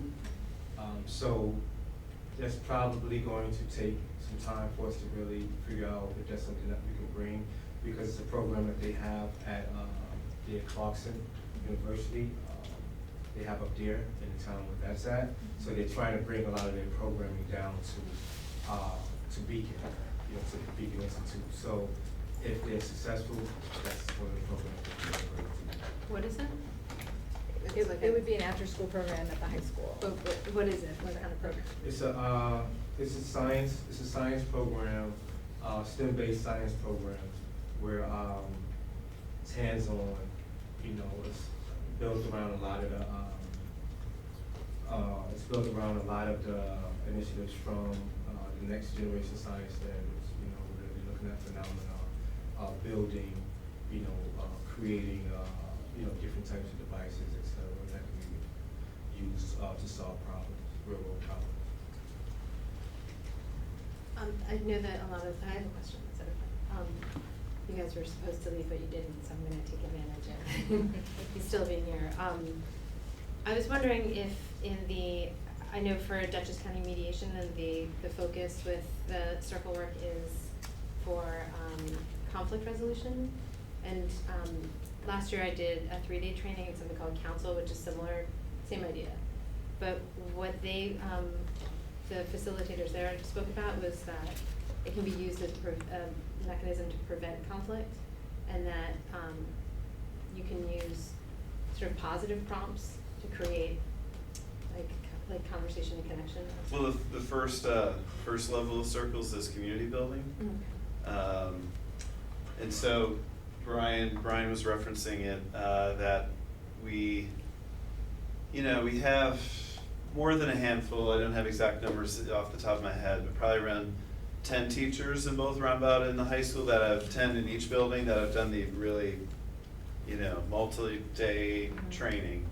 What we want to do on November 5th, what Eric referred to, is do the circle training. And so we actually don't want every teacher just, stopping what they're doing and having Right. some sort of mediate, that isn't a good use of their class time. But what Dutchess Mediation, and then this was reinforced, I attended a session at NISCUS, my association had a conference a couple of weeks ago, and I attended one about restorative practices, and the same district's gonna be presenting at NISBA.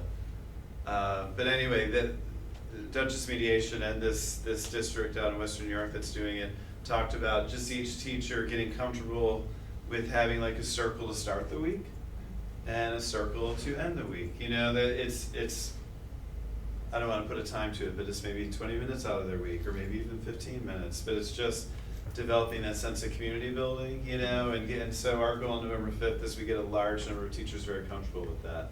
As they both talked about, they have teachers experimenting with it right now. Just like at the elementary level, we have a bunch of teachers trying to do responsive classroom who weren't in the training this summer, which is great. And so everyone's kind of, not everyone, a lot of people are really interested in trying to do this. But yes, I think a big part, and I think really the part at the secondary level is that community building part, you know, because a really intensive mediation, if you're teaching any of the classes we talked about, or any, you know, that's not what we want them spending their time. Yeah, and just to, it wasn't, the person who presented at that training was a teacher, and they didn't do it, it wasn't in the classroom. Yeah. It was something they did, because they were with a high-risk community, and they also were a mandated reporter, so what they were finding with the circle sometimes is things would come out that they didn't necessarily want to come out, so they had to start framing them in a very specific way, but they had something like a quiet room, and at the beginning of the week, the beginning of every school week, there was an option to come a little early, and they would do a prompt, and they took us through an example, and it was like a poem about building a swing, and it was just like about how you could make your life, you know, happier or something, and they gave the kids the prompt of like, think of ways just to frame their week and put them in a more positive mindset. Yeah. And it was a really powerful, I mean, we had gone through 3 days of training, and that day was like probably the most memorable and the most fun, and it wasn't based on conflict resolution tools. Yeah. It was just something positive. No, there's definitely a certain power in being in a wasn't- circle, even just sharing just positive things or making that human connection. And so we're trying to do it at the administrative team level. It's powerful, and I think this next round of training will really help. The other thing Dutchess Mediation is gonna do is they're also gonna be on-site sometimes, so they can also just kind of be in a teacher's class and say, I'll do the first one with you. And so that also helps people do it too. And lastly, with Dutchess Mediation, one of the things I think that really resonated with the administrators when we met last with the consultants, that she talked about how the circles can also be used as a check and connect pertaining to the curriculum as well. And so that was something that she's going to explore with our teachers as well, which will also, I think, be it'll be something good for them, because they'll see that, you know, it doesn't have to always be, you know, towards issues. Right, yeah, so we thought it was a negative. Got a question about the coursework development.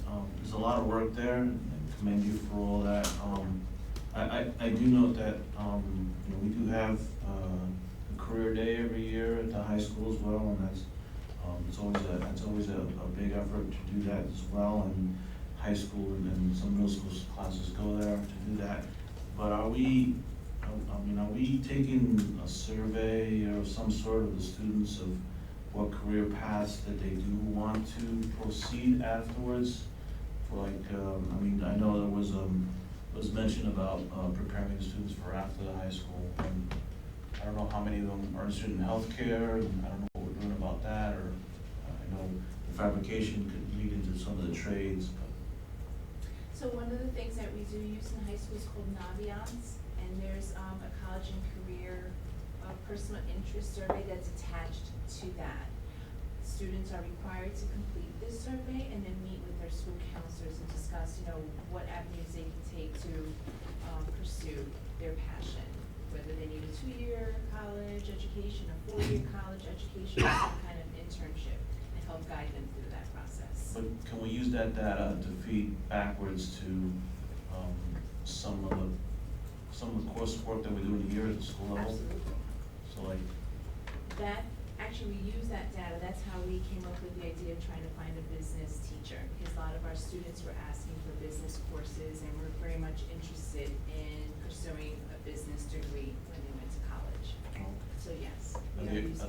Are there any other careers that we're not fulfilling at the moment that you think we could use some help boost? There's lots of things that we can talk about.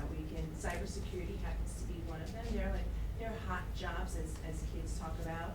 And that's something that we plan on including in our curriculum. But Project Lead the Way has a sequence of courses, one being principles, essentials this year, next year will be principles, and then we're thinking cybersecurity. Excuse me? No, we don't, but, right. So yes, we're always looking to improve our curriculum, our master schedule. Thank you. Thank you. All right, thank you very much. Thanks, everybody. Thank you so much. They were really great. Yeah. All right, I need a motion to adjourn to executive session to review the employment history of particular individuals. So moved. Second. Comments or questions? All those in favor? Aye. Opposed? Motion carried now. All right, there's no correction to the agenda items. Does anybody have any questions or like that, any agenda items? Seeing none, we're gonna go to student and school presentations. Nobody here, no parent groups, nobody here for open to the public. Superintendent's report. I have one quick thing. So I just wanted to take a minute to acknowledge a huge thank you to, we ended the homecoming night on Friday with fireworks, and these fireworks were not paid for by the district. They were paid for by a lot of contributions from community members, and so I just wanted to go through this list. It was in the program, but I thought it'd be good to put it on the record. Beacon Educational Administrators Association, Beacon Teachers Association, Jen Piasante, Barn Razor Sheds, Marcelo Home Improvement, the McDowell family, the Green Room Beauty Lounge, Kimberly, Macarian, Stinson's Hub, Joe's Irish Pub, Beacon Quick Mart, St. Rocco Society, Maloof's Mountain Set Campgrounds, WH Mace Hook and Ladder Company, St. Patrick's Parade of Green Committee, Hometown Deli, Pepsi Cola of the Hudson Valley, Bob's Corner Store, a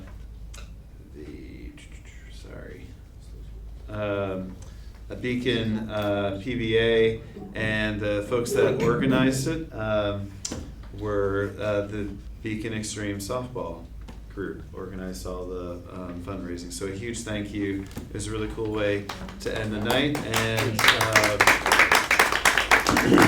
so I just wanted to say that, and I have 2 certificates that I think I present from School Board U to our 2 board officers. Anthony White, you have developed 250 points. Meredith Hewer, 250 points. Put that up on your wall at home. Show the family. It's quite a... I'm a little bit behind. Is this doing like It's on. extra training? They've done some It is extra when you training. do stuff I through don't wanna NISBA and you do misrepresent, some I extra only have training, they 75 give you points. points for it. So if you ever wanna do extra training, make sure you register and you And get I'll extra embarrass you points. during superintendent's report, and that's all I have. Yeah. He did not go over that in the agenda setting that he was going to present. No, Cause I nothing. usually tell him to mail it to the house instead of giving it to the district, and it didn't happen. All right, committee reports. The student advisors to the board are not here tonight, so we're gonna go to the audit committee. And who's that? Kristen? Me, Mike, Meredith. No, you. Oh, Craig. Guest, special guest. So, Do you wanna? Chris, do you wanna give the No. update since you're there? I mean. Basically, we had the workshop tonight. Yeah, everything that we covered in the audit committee was covered in the workshop, and including our shout out to Donnell, is that her name? Yes. And her hard work. And, yeah, the state of the district is Good help. financially sound. Do you have any other comments, any other committees? On facilities. Go for it. We're having our meeting tomorrow night at 7 at the district office. sent the preliminary agenda to Matt, and my board comments were on my computer, and my computer has lost its charge, so I'm gonna try to remember everything that I had. But basically, the agenda is going to be, we're gonna talk about the RFP for the architecture firm, architecture engineering firm, see what language we wanna add. We want to get them, is that one? Oh, okay, thank you. Architect RFP, capital project update. I think in the process for development of the capital project, in a preliminary way, I'd like to see us follow a similar process that Mike had instituted a couple of years ago, 3 years ago now. Where we did buildings and condition surveys with our firm, and I don't know how that'll work with the new. The RFP includes the building condition survey in the RFP, so it will be a new firm doing it, but we incorporate that language in the.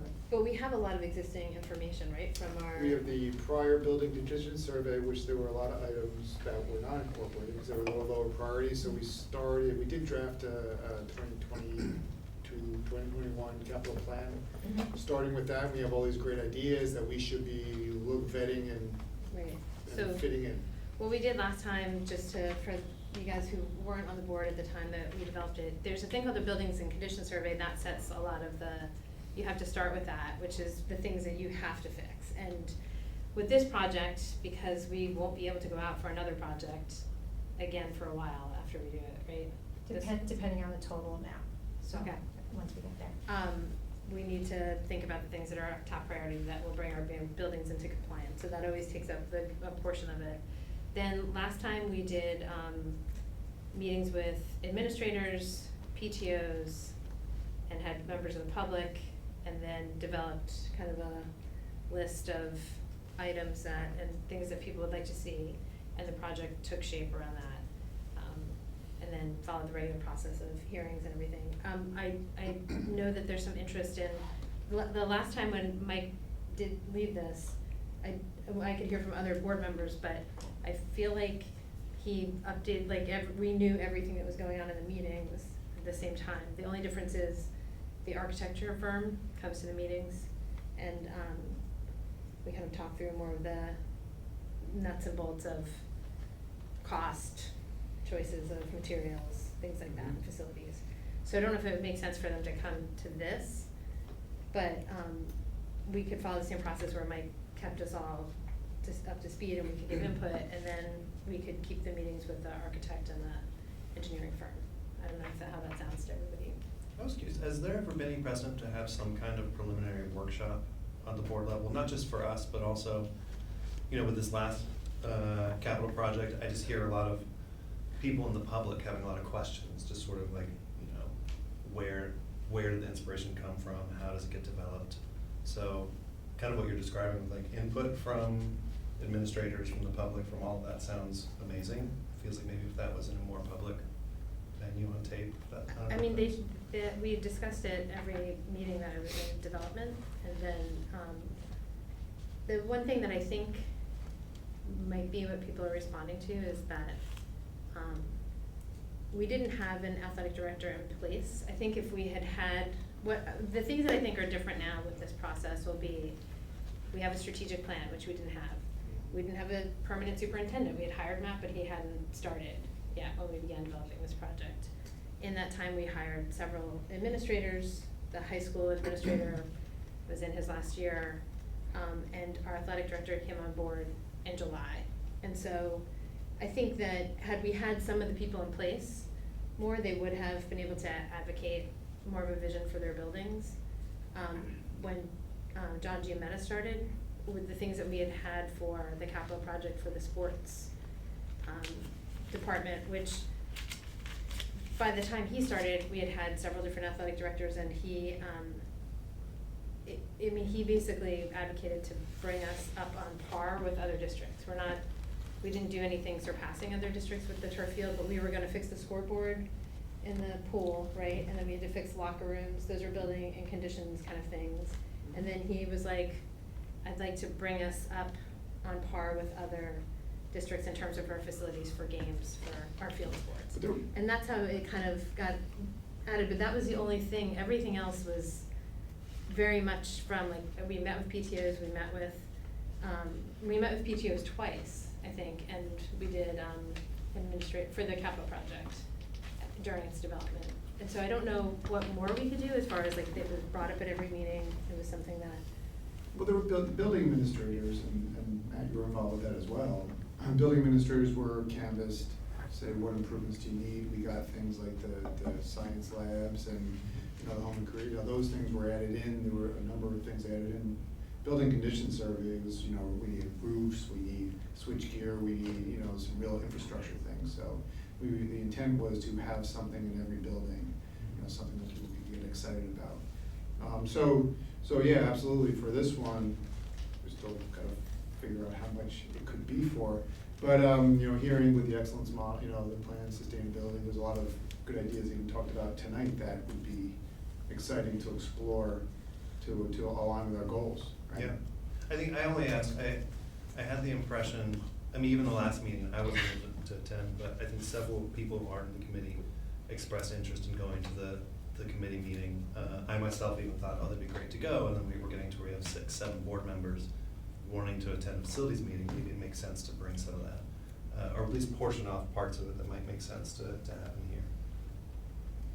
You can have 6, 7 board members at the meeting. I mean, it's Yeah. depending on how the chair wants to run the meeting, so, right? It's usually the committee talks, and then if there's time, then the other board members could chime in and stuff, so. yeah, I mean, Yeah, that's- Mike is very harsh on the committee, and guest works at his facility meetings. So now I'm the chair. So there's a new sheriff in town? It's gonna be Anthony someone- showed up as a member of the public, and he was given an opportunity to speak. Yes, exactly. I mean, I think that the, I don't know, like, if, it's fine, like, I don't have any problem with it. I think always all board members are welcome. I don't know if there's interest in, I think, the process last time, I thought worked really well. I think going to the PTA meetings and going to where people are seems to work really well in terms of, getting that input and also giving the information. And Mike, and when Mike wasn't available, Kristen, you guys gave very thorough updates of where the process was. I think that, if it comes to a place where we need the entire board to weigh in, we will certainly make that happen. But I don't know that we need to change the process right now. I feel like it went very smoothly. I appreciate all the work you did. I know a lot of that is not very glamorous, so. I think there could be room for, I think now that we're doing one so recently after one had just finished, that the sort of imagination is sparked for it more. Like, I think that there will definitely be more interest from the public, because I feel like even when we went for some of the meetings, it was like some of the schools, I did think that they really focused on nuts and bolts and didn't think about, what was possible necessarily. However, I think things like, that have had a huge impact, that aren't massive lifts in a capital project, are the flexible seating, and even thinking about things like that can really change the dynamics of a classroom, but aren't, huge architectural shifts, are really worth exploring as well. So I think if we start to plant like examples of that with the public in those meetings, it will generate a little bit more interest in thinking outside the box, because there was a lot of inside the box thinking sometimes from the PTOs about like a window or like a. I think so too. Yeah. I think people were, it had been how long since the last capital project, Emery? In phases, we did the 12 million, but it was kind of specific more to use the Excel money, so it Mhm. wasn't really some major construction kind of thing. But the couple of PTA meetings that I attended, it did seem, a little bit hard to get people to just like, not think about what we need. Right, but what it we felt want. very much like, I'd like a new pair of shoes. Like, Yeah. it was very like, very So, basic needs. Hopefully we can get beyond that a little bit more. Yeah. Alright. So that's, tomorrow night, 7 o'clock, and everyone's welcome to come, so we can. The administrative I thought offices? district office, Yes. District yeah. district Mhm. office. Yeah. And Any we other- can talk about how we shape it going forward, I'm really open to that. Any other comments? Nope. Questions for Kristen? Flora, wellness? Sure. So last week, we had our first meeting of the year, and with Dr. Roland, what is the correct way to pronounce his Yeah, please. last name? Roland. Roland. It was off to a really promising start. We had a lot of school representatives, a lot of parents and organizations there, so that was great. There was a lot of talk about all of the things that we want to do differently this year. And one thing that came up was communicating better the work that the committee is doing to the school community, and I'm really excited about that. And that would include making sure that minutes get posted, because we do get asked by parents, you know, what's being discussed, how can I help? Also making sure that people come away feeling like if they stepped up to do something, that they're given agency to do it and there's follow-up. So all really good things. There were also some updates from different parts of the district on some exciting things that are going on. So food services talked about the USDA Farm to School grant, which is a really big deal, and there are a lot of good things coming through on that. One thing that was discussed was more collaboration between school gardens, teacher education, professional development, and food services, and things of that nature. And also, we're doing some work with the New York State initiative to procure 35% of school foods from the state, and that will lead to a higher per-child reimbursement for school meals, which is obviously a good thing.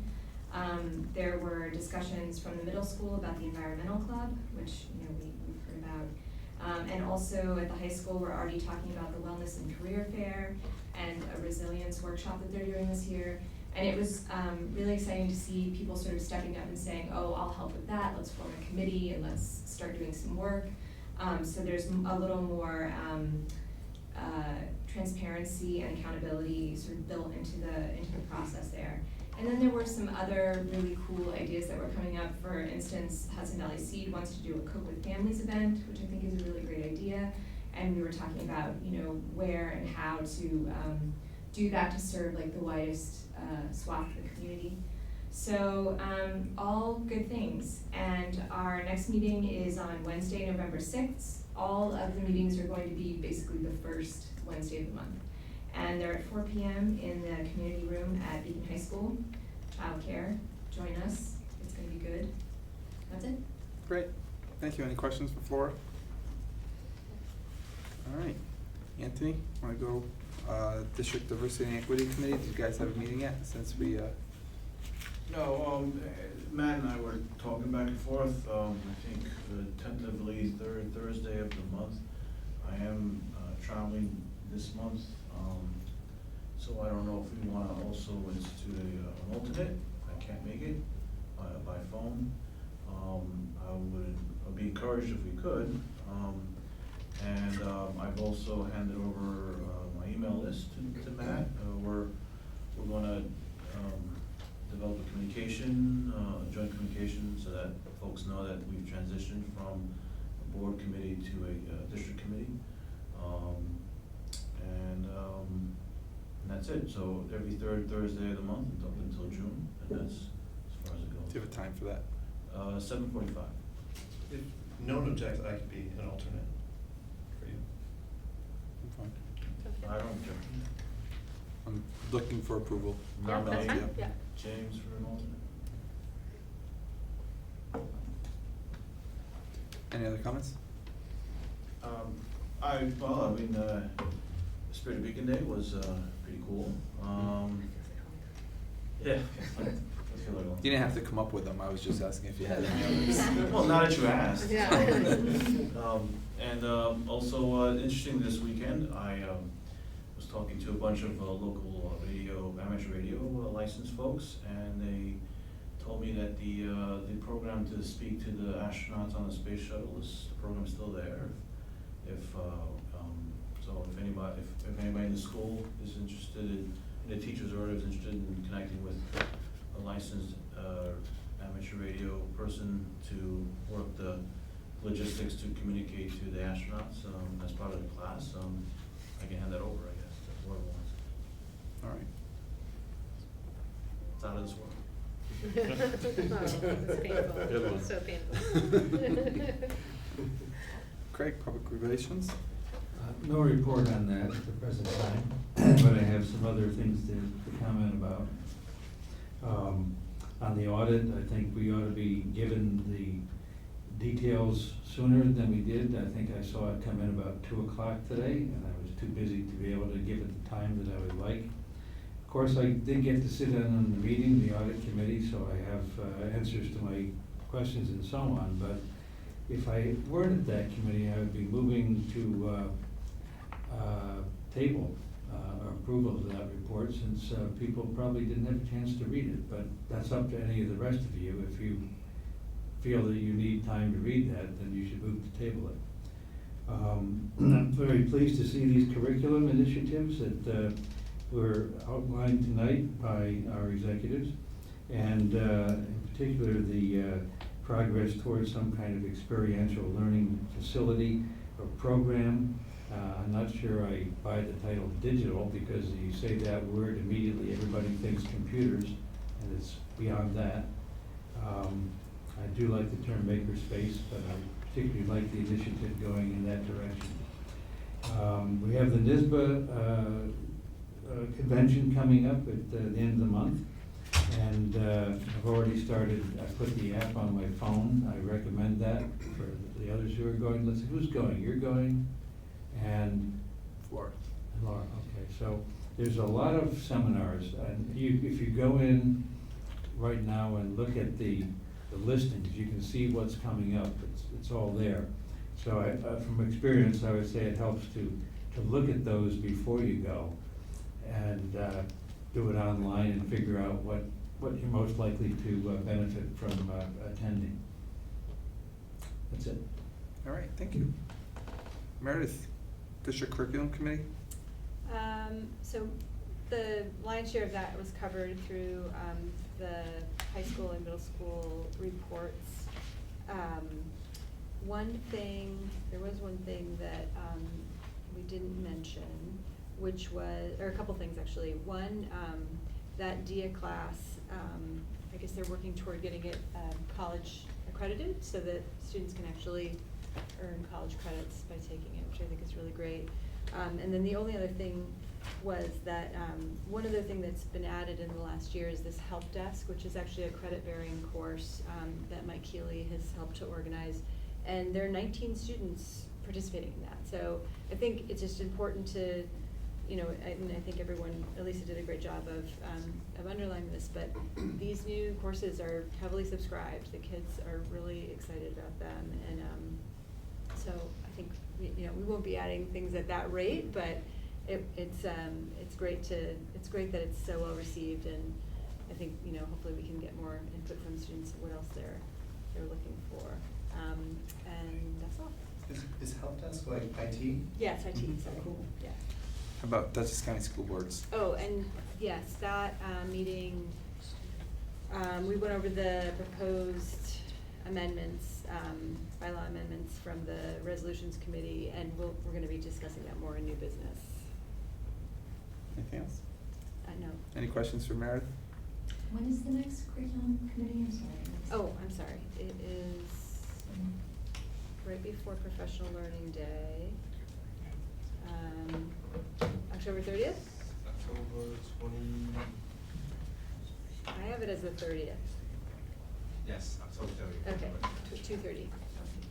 Just to add a comment to Meredith's, last year at NYSSBA, Mike Keeley's old school was present, and the students who worked at his help desk were there, and they kind of went through, they did this certification program where they could get these digital badges for, not expertise, but just, I don't know, like a competence with particular software and programs, and it was a really great thing to see how professional a lot of them were and how confident they felt, and it was not a regular school hours kind of thing, but it really taught them a lot. It was something I was excited about seeing here when we interviewed him. He brought it up, so it's really great. That's James? So we're meeting for the policy committee tomorrow, 8:15, district office. Last year, outside of the policy committee meeting, I met as chair with Matt and his team to come up with the yearly agenda. Really to come up with a calendar to see which policies need to be updated. It occurred to me that tomorrow, maybe if we could, Matt, if you'd be ready, maybe we could do that in meeting. I want to suggest that as a possible agenda item for that. Okay. And I mistakenly said last week we could get some policies to you last week, but I just have them now.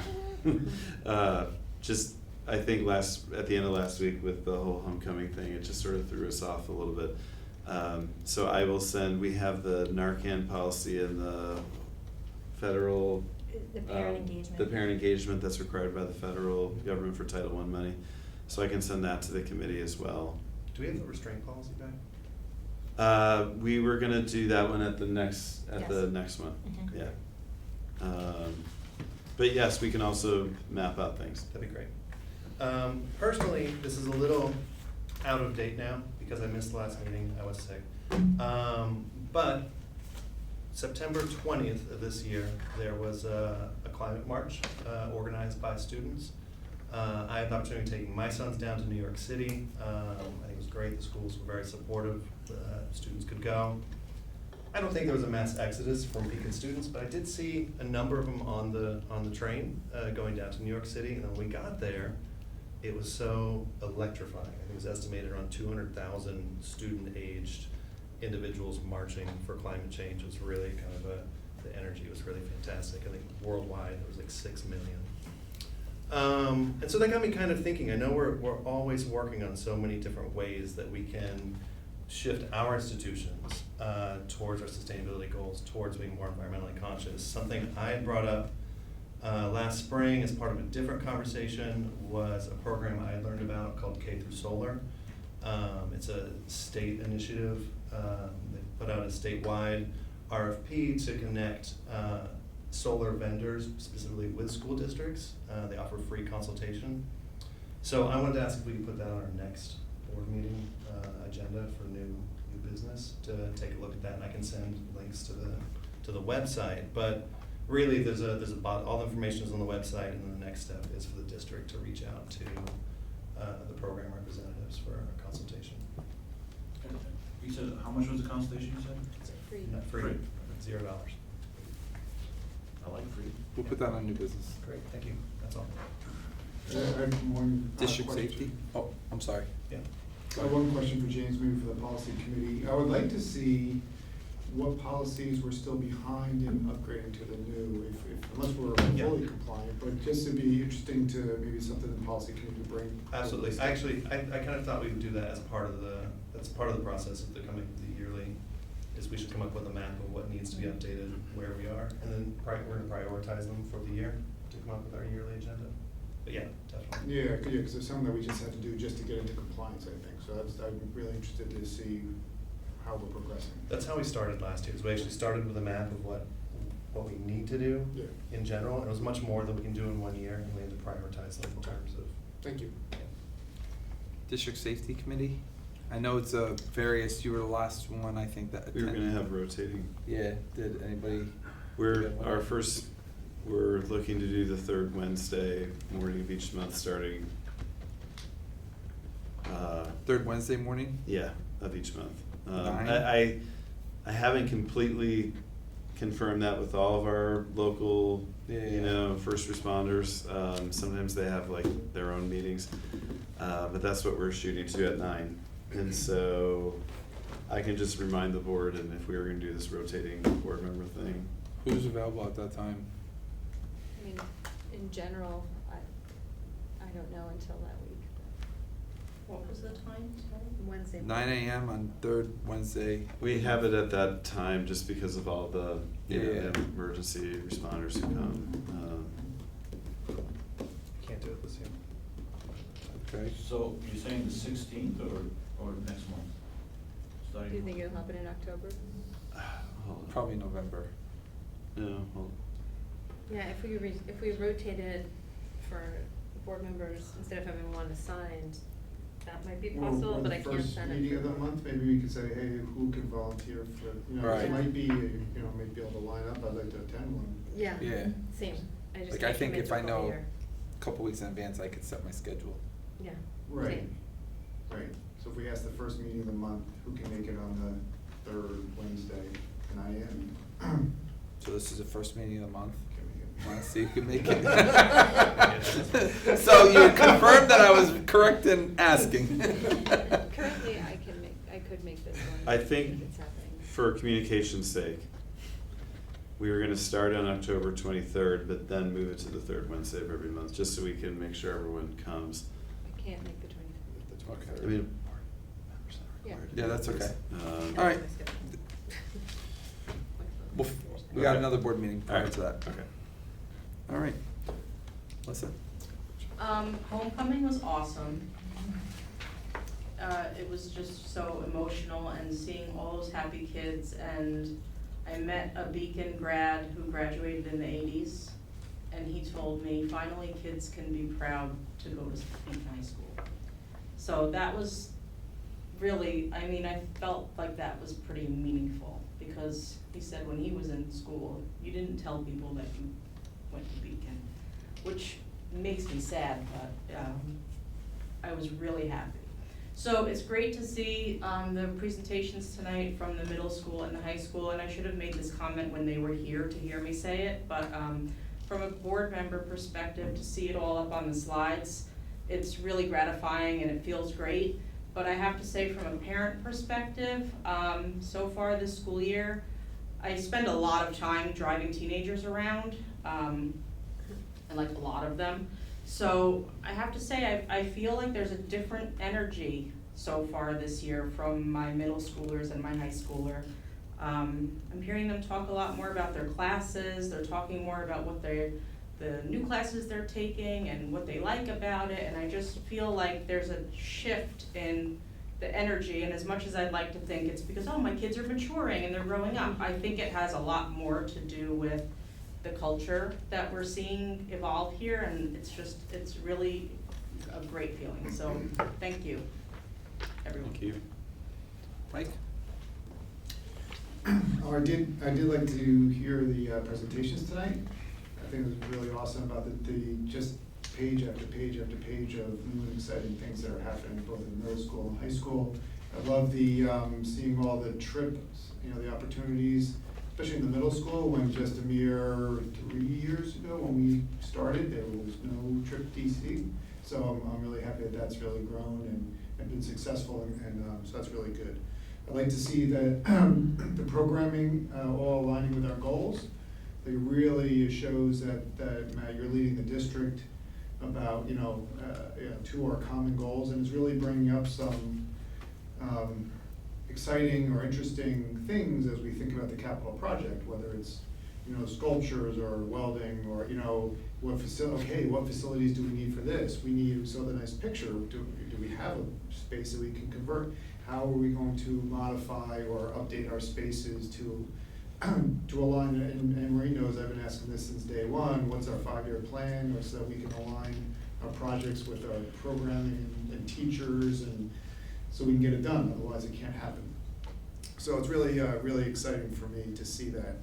I'm glad to hear that you're going to be aggressive in the business instructor. Hopefully we can get somebody online, because I think that's really pretty important and another exciting realm for the kids. For homecoming, I was pretty disappointed that I couldn't make it. But I did like the video you sent. It was really interesting and exciting to see all the energy and enthusiasm out there. Centered around the turf field, but it was really about the kids, and that the facility allowed it all to happen, which is really what you want. So that was really exciting. Thank you. I have no comments besides what was said. The homecoming was a great atmosphere, and it was great to see all the student athletes and the community building aspect. Being a lifelong Beacon resident, I could tell you that it wasn't always that way. We used to do, back in the 80s, it was a bonfire down on the lower part of Hammond's Field on a Friday night. Then you would go to a dance. You'd walk up to the high school and have a dance in the gymnasium because the high school was over on Verplank. And then the next day there would be a football game, a soccer game, and events centering around. Then like in the late, mid 90s and later 90s, it kind of teetered off where you couldn't have a bonfire. It was a taboo. The dance kind of fell apart, and it was just like a little parade that happened and then a game. So to see it come back full circle to like a modern time is pretty awesome and neat to see. It's awesome to see the kids on campus, right? I think one of my hesitations was like, I was like, no, it needs to be at Hammond, and it was like, oh, let's close the campus, and to see it on a closed campus is pretty awesome. And to see how it could grow, right? This is the initial part, and to see when we have a permanent bleachers there, and to see it's just so awesome because it's so like enclosed with the trees, but yet like if you go there for a 5 o'clock game, you could see, right, especially now the leaves turning color and stuff, and the turf is so green, it's like, oh, look at this green grass, and these leaves turn color. So it's pretty neat. It's pretty awesome. But I mean, listening to the community and seeing how happy they are, not just with the turf field, but the community piece. Yes. I think that's what it is, a gathering place, and Mike said it appropriately. It's a gathering place that people feel welcomed. And it's not just because it's a turf field, but I think it's because it's on campus and stuff. And again, it's how the people and the staff members are responding to that. So it's pretty awesome to see. The number of teachers there was pretty phenomenal. astounding. That That's was great.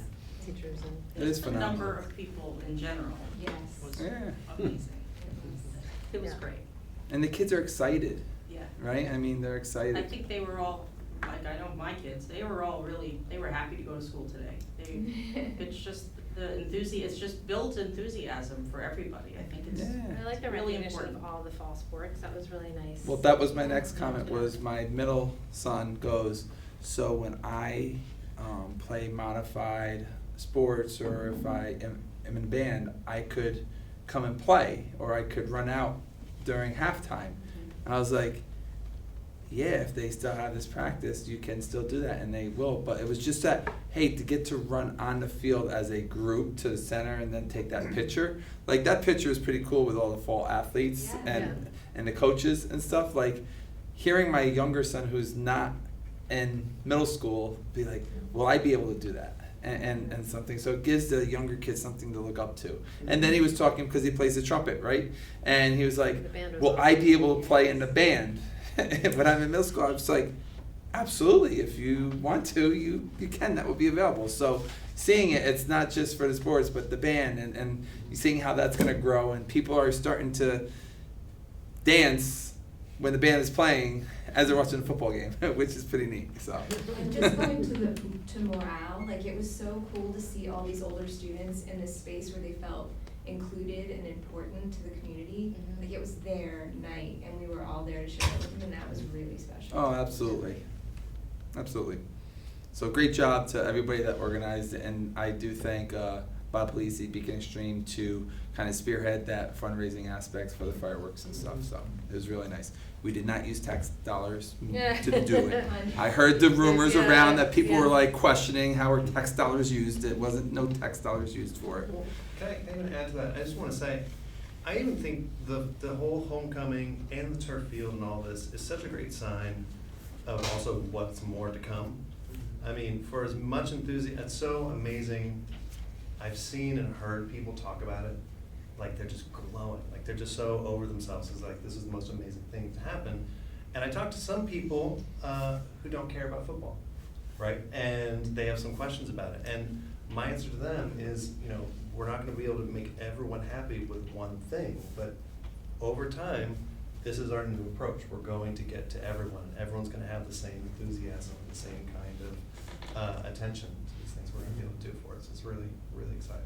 No, absolutely. I think Kristen said it earlier about like, hey, just bringing us up, like, I think you said the person that graduated in the 80s, right? They were ashamed to say they were from Beacon, but now Beacon was like the only high school that didn't have a turf field, Right? I mean, you look at it, Wappingers has 2, I mean, O'Neill's building 2, who's a Class C school down in West Point area.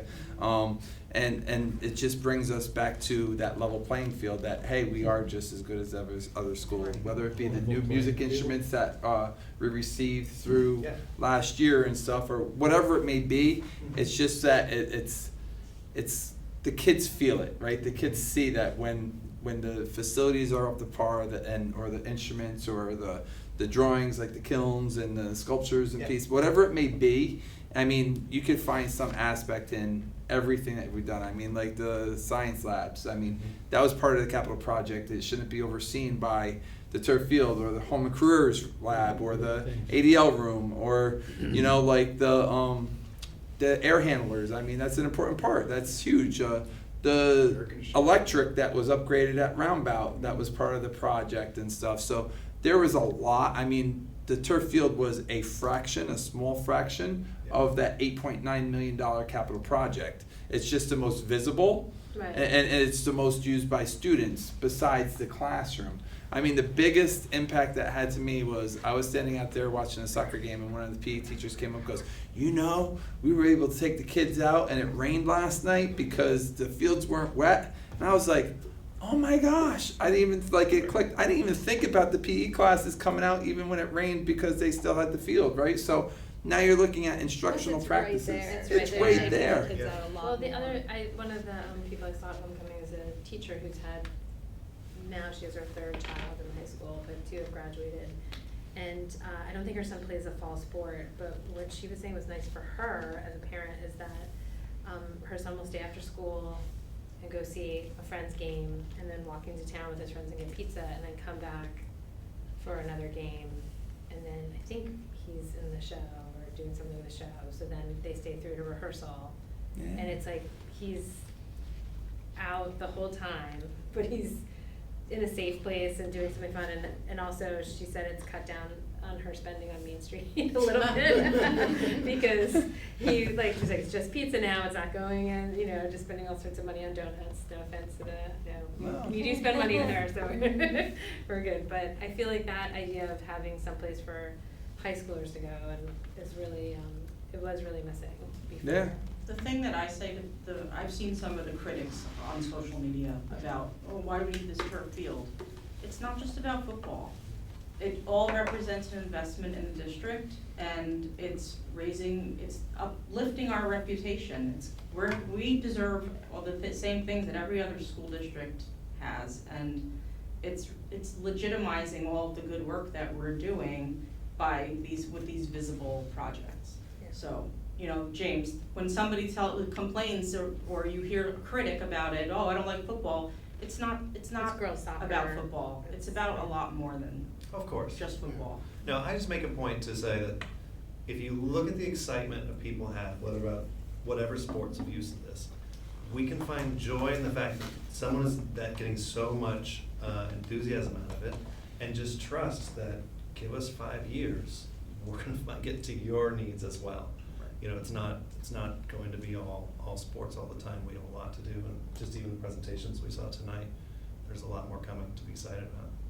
And I see it also as part of community. It really helps strengthen and connect us in community, because when you're at a game, you may not even watch a game, you can listen, we're listening to music, we're watching the dance club or the cheer club, and then you're invariably talking to other members of the community. And it's like a place to come and build community. So it's, turf aside, it's a place to come. So that was I like that aspect of it too. Yeah. So invite them to come to a game and join in the community. I just don't get anything the- about football, and I go, and I have a great time. Yeah, Yeah, I don't know where it's all sports all the time. I mean, that's the first thing that was done for sports in a long time. So, I mean, all sports all the time for a capital project, when that's the first time that we ever did something for sports, is kind of There was like a side soccer game going on that all the the kids, other little kids were playing. And at one point I saw this older high school kid saying hey, we're all friends here, to the younger kids were getting too into it. He was like, let's calm down. We're gonna need to put like little mini lights over there Yeah, for it's gonna be all the, set. for the elementary Yeah. kid game. All right, new business. The first item on discussion was to talk about a policy, a potential, discussion about a possible action for the policy committee to discuss a student and personal electronic device policy. And I see that there's an attachment of a policy, and there was some email talk about this as well. So I asked for this to be put on the agenda. We do not need to go over the policy that's attached. I think it's great for board members to read it as as what this could look like. But it came to my attention because I was communicating with my son's teachers at the high school, and several of them mentioned that he was looking at his phone during class, which made smoke come out of my ears.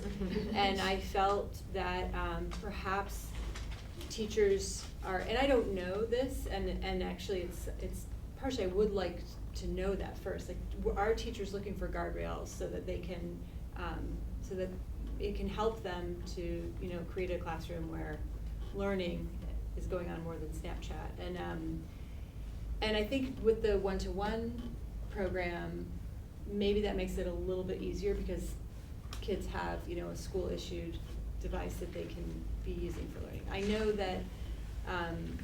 that kids use their phones for a lot of things, taking pictures of the homework assignment. I know there's students with IEPs and 504s that use it to help them to learn. So I don't want us to get in the way of that. I don't want the policy to get in the way of that. But I do feel like it might be helpful to discuss, to discuss it. So I think, that sounds like a good thing to add to the agenda to discuss, and maybe bring a couple of different samples of different approaches that districts have taken. Yeah, I mean, Just to New York City schools, I think it's like a no cell phone rule.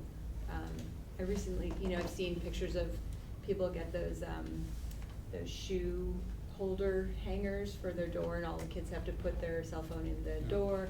And I think there needs to definitely be room for every teacher to do it the way they want it. But nonetheless, I felt like this is a huge part of every student over 10, and even younger. They have a phone, and it can interfere a lot with instruction. So I was really glad that you brought this up, just to be thinking about it. Of course, I think we all think about it to some degree, because we all carry phones now. But I hadn't actually asked my kids, and after I knew we were talking about it, I asked them, I was like, well, what is the policy? And they're sixth graders, so they really follow the rules. It still has a weight to them, but they were like, well, some teachers are more relaxed than others, some are more strict. Some say you can tell them you can pull your phone out, some say I don't want to see it. If I see it, it's gone. They have a phone, my kids share a phone, but they keep it in the locker because they don't want any problems. And then I asked Elisa that as well. I was kind of surprised, but I guess for high school students it's kind of harder to regulate because they use them more. it's but- much looser, it sounds Yeah. like, at the high school. And I think that's okay. I think that's, I think that's appropriate. And that's where I feel like, it is, whatever the policy turns out to be. I mean, I'm not advocating, though I would love to, that, something very hardcore. I think we need to, allow teachers and administrators to make rules that make them comfortable, but I want them to feel supported in whatever rules that they decide to make. I think that there's like two pieces. One is a policy that we think could be uniformly enforced and understood. The other is like kind of encouraging Matt and his team to find some tools for administrators and staff. A friend of mine is a librarian at a high school, and she does a lot of media literacy and like training for parents in her district. They do like kind of a mandated thing at the beginning of the year, and they give samples of cell phone contracts, which are like, you get the cell phone, you have to follow these rules. And it's because what they were finding is that you can regulate it in school to a certain degree, but then there's problems that occur via these phones and through social media and everything outside of school that then come back into school, like this whole storm brews at home and then shows up at the door the next day, and staff is not aware of it, and, would they, like one of her rules that's on her cell phone contract with her kids that she's, shares with parents is they have a drawer and it goes in, her kids' phones go in the drawer at night and it gets locked. I don't think that really gets locked, but she says it's locked. She said what's amazing is that at 1 a.m, 2 a.m, whenever, you can hear those phones buzzing. Because kids are using them, because they don't really nobody's really thinking about those rules and structures. And I think that we can have a policy that we can enforce and really share with the, public, but then from a sort of culture standpoint, I think it would be interesting to pursue some kind of guidelines and tools for at-home use. Yeah, it's definitely a worthwhile conversation to take to parents, I don't think that necessarily goes into the policy world, but, I don't know if your kids did your kids have a phone going into middle school, or did you get it for middle school? Cause I feel like We just got it this summer. this conversation kind of came up this summer for the first time. Yeah. And, there's all the things that go into it, so now, like, my daughter doesn't have a phone, I'm going to give her a phone, but it's just logistics, right now I didn't get her one yet, but, for communicating for after school and things like that, but now it's like we're trying to coordinate with other parents, like, do you have social media, are you letting this one do TikTok, what's happening there, and it's this, I feel like everybody is kind of in the dark about how to navigate it in a responsible way, cause it's not something we ever dealt with as parents, so I think there's like two sides to it. yeah. Well, I'm concerned that we may not be able to have the knowledge amongst the 9 of us in order to know what the best educational, direction is, because I have my opinions, right?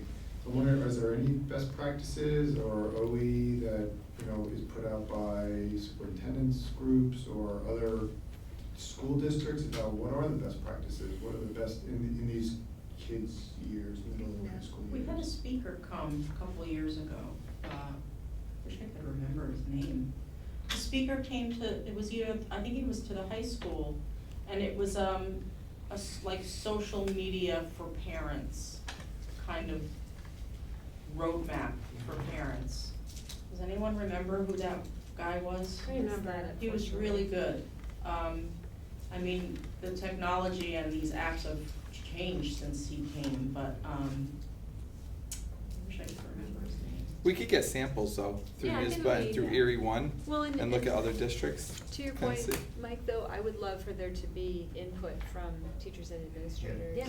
Oh, about what they feel is. Absolutely, but also, is there a standard?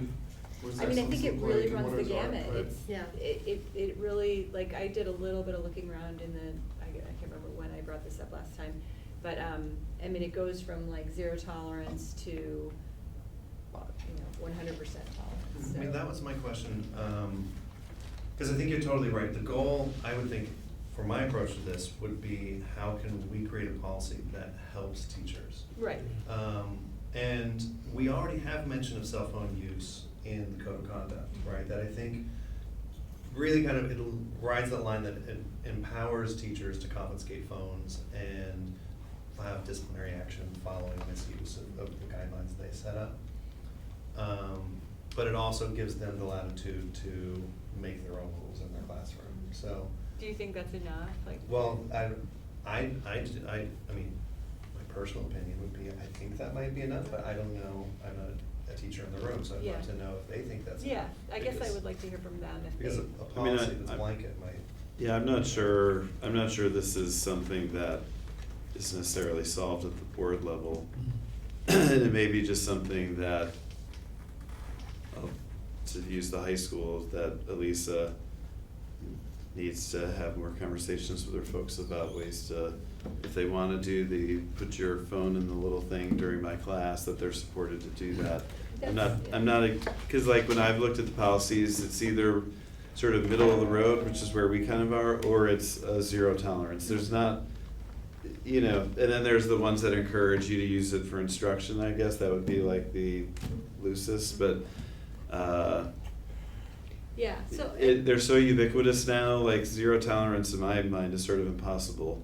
And so I think the conversation should be almost more school-based about I'm using the phrase middle of the road for lack of something better, but how do we support you better? I'm just not, we'll start the conversations and get Elisa and Brian having those conversations more. I'm not completely certain it's a board thing to fix. And I you know, agree, yeah. But we'll start talking about it. And I would be curious to hear, just from your ability to find this out, what do teachers and administrators wish parents knew about how how cell phones impact, you know, not just like the classroom life, but things that like they, you know, how, you know, just almost like how you manage it at home impacts the school, like what comes to school the next day, because I feel like, you know, maybe we wouldn't have to do like a circle to stop a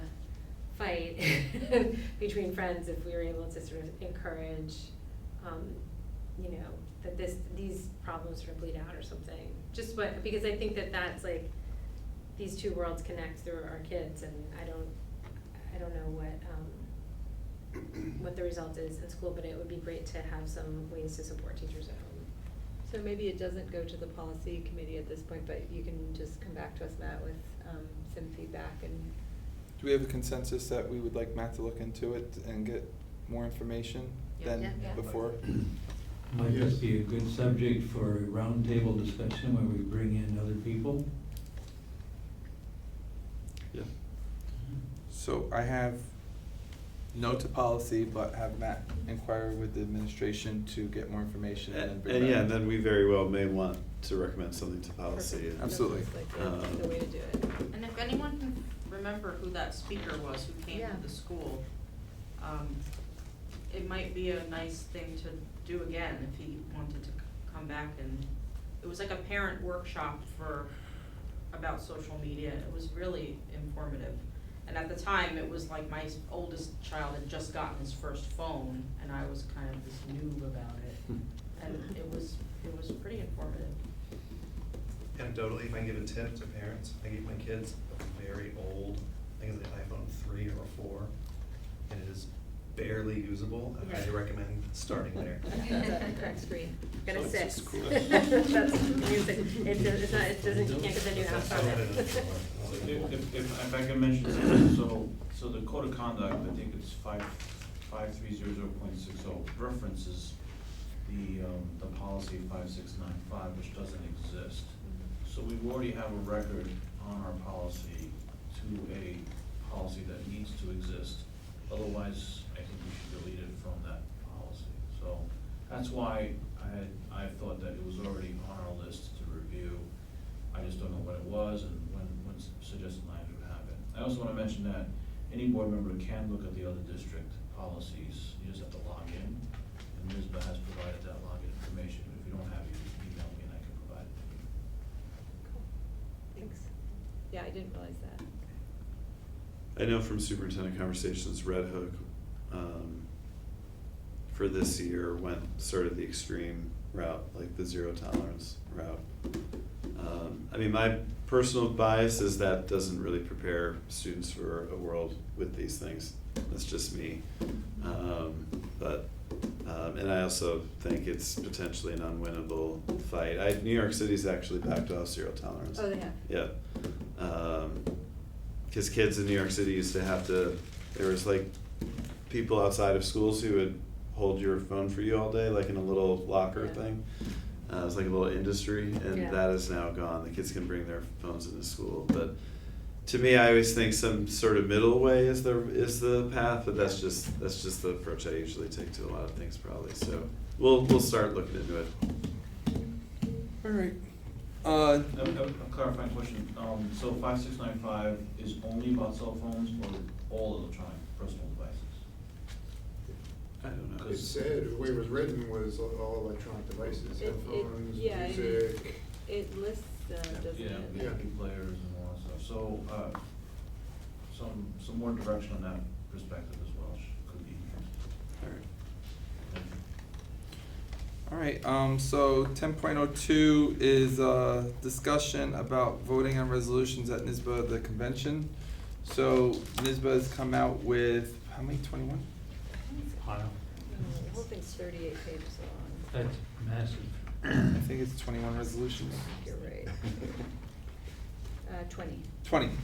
20 resolutions that they'll be voting on at the convention. Oh, no, and- sorry. We have another meeting before this? 26. Oh, 26, but They're six of not them. supporting They're not six of supporting them. 6 of them, Yeah. right. So you have access to that through the NISBA website. And Meredith just wanted to bring some aspects to. Yeah, I don't wanna go through all of them, but I did wanna mention, there's one that they are supporting that I personally don't support. So I thought, since Anthony will be our voting representative there, right, that maybe we wanted to, just quickly go over that. It's the number 7, which is about the new, requirement that local school districts continue to make determinations as the substantial equivalency of education delivered, as to the substantial equivalency of education delivered in non-public schools. And this has been around, but I think New York State is trying to newly enforce it because, there's been word of kids graduating from high school and not knowing any math or being able to read. And I just personally feel like it's an unfunded mandate and it's not really the job of a local district to, Feels like a to punt. oversee local public schools, or local private schools. That seems really complicated to me. So NISBA, for whatever reason, well, they have their rationale in the thing, but they are supporting it. I don't know how everyone else would. I would just weigh in. What it means is most likely school districts will ask BOCES to do it, and so we'll be paying BOCES to do it. And I think you're completely right that it is a classic unfunded mandate. Because when it first came around, and then I think it got delayed or Yeah. something, every single district in Dutchess County was going to ask BOCES to do it, because it's a really complex task that we don't have someone just waiting to do. And so I imagine BOCES was probably gonna be hiring retired people at fairly high cost to do this review. And it just really, really is the classic unfunded mandate, so that's just my feeling as well, so. Besides, we are raising our school to excellence, and we wanna bring all those Absolutely. non-public school kids back Well, also, into the public school. I think that it feels like a punt of a bigger issue that Yeah. elected officials should have the moral courage to pursue, and that they're pushing it down on local districts to avoid the sort of political fallout that they would have to deal with. So I think it's something that. I'm shocked that they support it. I think this is like, people up in Albany who are kind of doing a trade-off with each other. You get some people behind this to give some backbone to our elected officials, but unfortunately, if it actually comes to pass, then it's something that we're gonna have to live with and pay for. It will really impact us. Right, just It because. would not be cheap. Yeah. No. I can tell you that right now. And also, it's not a uniformly, massive problem. Yeah. It's Right, it's certain very- districts will certain really be districts impacted will- over other. Right, and so it's definitely, for those elected officials to take that on. Yeah. And not for NISBA to. So is this something that, do we just give consensus about? Yeah, it, or- if I'm hearing. I'm just wondering, why did NISBA endorse that? I I'm could read you. curious, because it just seems like There's a none of rush. us seem to be in favor of it Rush here. now. And, I know, and even at the Dutchess County School Board Association meeting, even the NISBA representatives, I don't think this one's gonna pass. So, Unfortunately, I think it would be legit. their rationale says, current law requires that students in non-public schools receive substantially equivalent instruction to those in public schools. Substantial equivalency means a program is comparable in content and educational experience, but may differ in method of delivery and format, blah, blah, blah. I don't know, it's just saying that they're responsible, it's not even a good rationale. It's just. well, it's a nice philosophy, but, how do you actually implement it, and why is it up to a local school district to do it? I just don't see it. Yeah, no, I think it should be done, I just don't think it should be the local district or something. So it sounds like we're all Well, it sounds like the state trying to pass things off to the local level, Yes. because they don't wanna do it. Yeah, This but is, that's this not is, what I was this gonna is say. NISBA's resolution, Right, that's not the the weird state's thing is that it's in That's NISBA. why I'm, I know. How would that mystified. even work, though? Like, some communities might have no private schools, That's and the thing. others might have a whole bunch.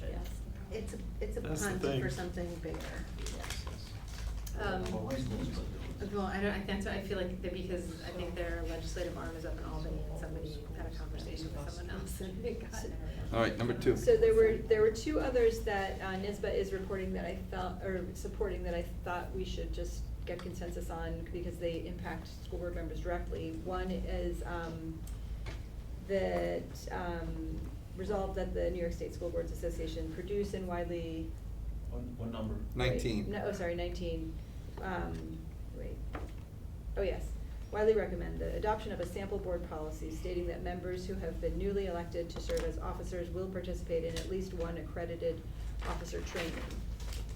And then there's a similar one, that all Board of Education members will each year participate in at least one training which has been approved by the board. So that actually sounds kind of good to me. Yeah. I work better with deadlines, you know, it's like I always mean to do trainings, but if it weren't required, I tend not to, so. But would it be, you mean the whole board would have to agree on a particular training that they would do? Well, Or that that- you would get approval to do a training you wanted to from the board? So there's different ones, like, so there's a president's forum that NISBA has that you could go to. There's another officers forum, so they try and, they really break out their training aspects through NISBA, but there's also through, BOCES has trainings as well for board members that if you look through Erie One, has some that they do some webinars for and stuff, so. So the second one you brought up, one was 19, was the other one 20? Yeah.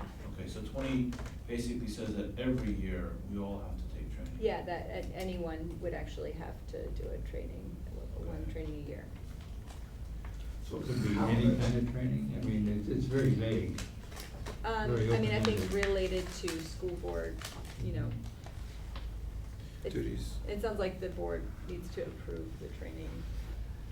A bigger question on No, these that's resolutions. How does it work at the conventions? So do you actually vote or not on all these resolutions? If we haven't discussed one, and I don't know how the board would go, I stay silent. Right. If I think that it's a clear cut, I know how the board would go, Mhm. just based on interactions, I would vote how I feel the board would go on that. So that's come, I think, when Meredith was bringing this up as discussion, these pieces, I would probably be silent, like, I would have been silent on resolution number 7. I wouldn't know of how that would have went. Getting that direction, now we have a voice. Do we need to take an action to kind of review these and provide? That's what we feedback asked at the beforehand? last board meeting, was to review the resolutions And I prior to. emailed it to everyone, but, it's a lot to read, so I actually, the rest of them, I personally agree Yeah, most with, of them are good. that they're saying, you know, there's one about like reducing flexibility for charter schools to hire teachers that don't have a valid teaching certificate, and I feel like, well, yeah, I would like to make it harder for charter schools to exist, so definitely wanna support that. Let's see what else is in there. There's some vaping ones that I think are important. There's a few in the ones that they are not supporting that I actually think I would support, that I wanted to ask you guys about.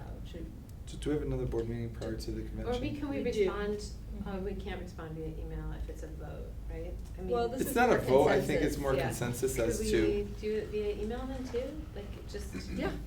You could share if you're Let's do- adamantly against one, I think Yeah. you could send an email, and then I'll make a list as to what ones are, there's disagreement with NISBA. So when you're I haven't read emailing it. me, make sure like you know the 20 that they're supporting and the 6 that they're not supporting. Mhm. So like if you're against one of the ones supporting, say I'm against resolution so-and-so, Mhm. right? You don't have to give me your reason, just say I'm against this one, then we can have a discussion about the ones that there's not a consensus on. Mhm. So the next board meeting is the 21st.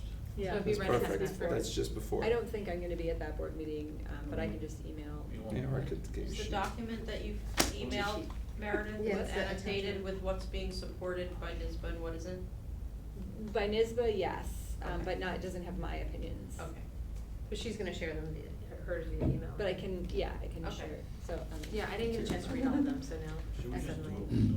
Looks like you send, since you've got. I don't know, like, the outline, I almost think that you shouldn't send know each another other's and email just like and then send them. comment Yeah. what your Yes. comments So were we're tonight. sending it Oh, like Yes. just directly to you? Yeah, Yeah. Okay, then you'll bring up the ones that didn't have. right, and then I'll consensus. just bring up the ones that Okay, there were differences of opinions, and then we'll discuss those. fine with that. So then it's not influential. Yeah, that's Yeah. true, that's good. I would just do whatever Anthony told me, so. You're gonna do a doodle poll? No, no. Oh, yeah, that's you. Just send them to me. It's like Chris Yeah, Hill. okay. And don't do the whole 100%. board, just send it to me. Okay. And So then- you don't want me to send No. my opinions? Right. Okay. Stop, your stop trying to opinions will influence us, influence. Meredith. Oh, I heard your opinions. All right, I have a couple more Disregard. opinions I didn't get to share. moving on. Yankees are up to nothing, I hear, by the way. The use of the consent agenda permits the Board of Education to make more effective use of its time by adopting a single motion to cover those relatively routine matters which are included. Any member of the board who wishes to discuss individually a particular piece of business on the consent agenda may so indicate, and the item will be voted on separately, thus preserving the right of all board members to be heard on any issues. Is there anything from the consent agenda a board member would like pulled? Hearing none, I need a motion to approve 11.01 through 11.11. So moved. Second. James. Comments or questions? All those in favor? Aye. Opposed? Motion carried 9-0. I would like to say with thanks for 11.07, we had a $1,000 donation from General Literacy Foundation and $1,770 from the NYSCATE for the grant submission for coding drones. So that is with much thanks. I need a motion to adjourn the meeting. So moved. Second? Comments or questions? All those in favor? Aye. Opposed? Motion carried 9-0. It is 10:51.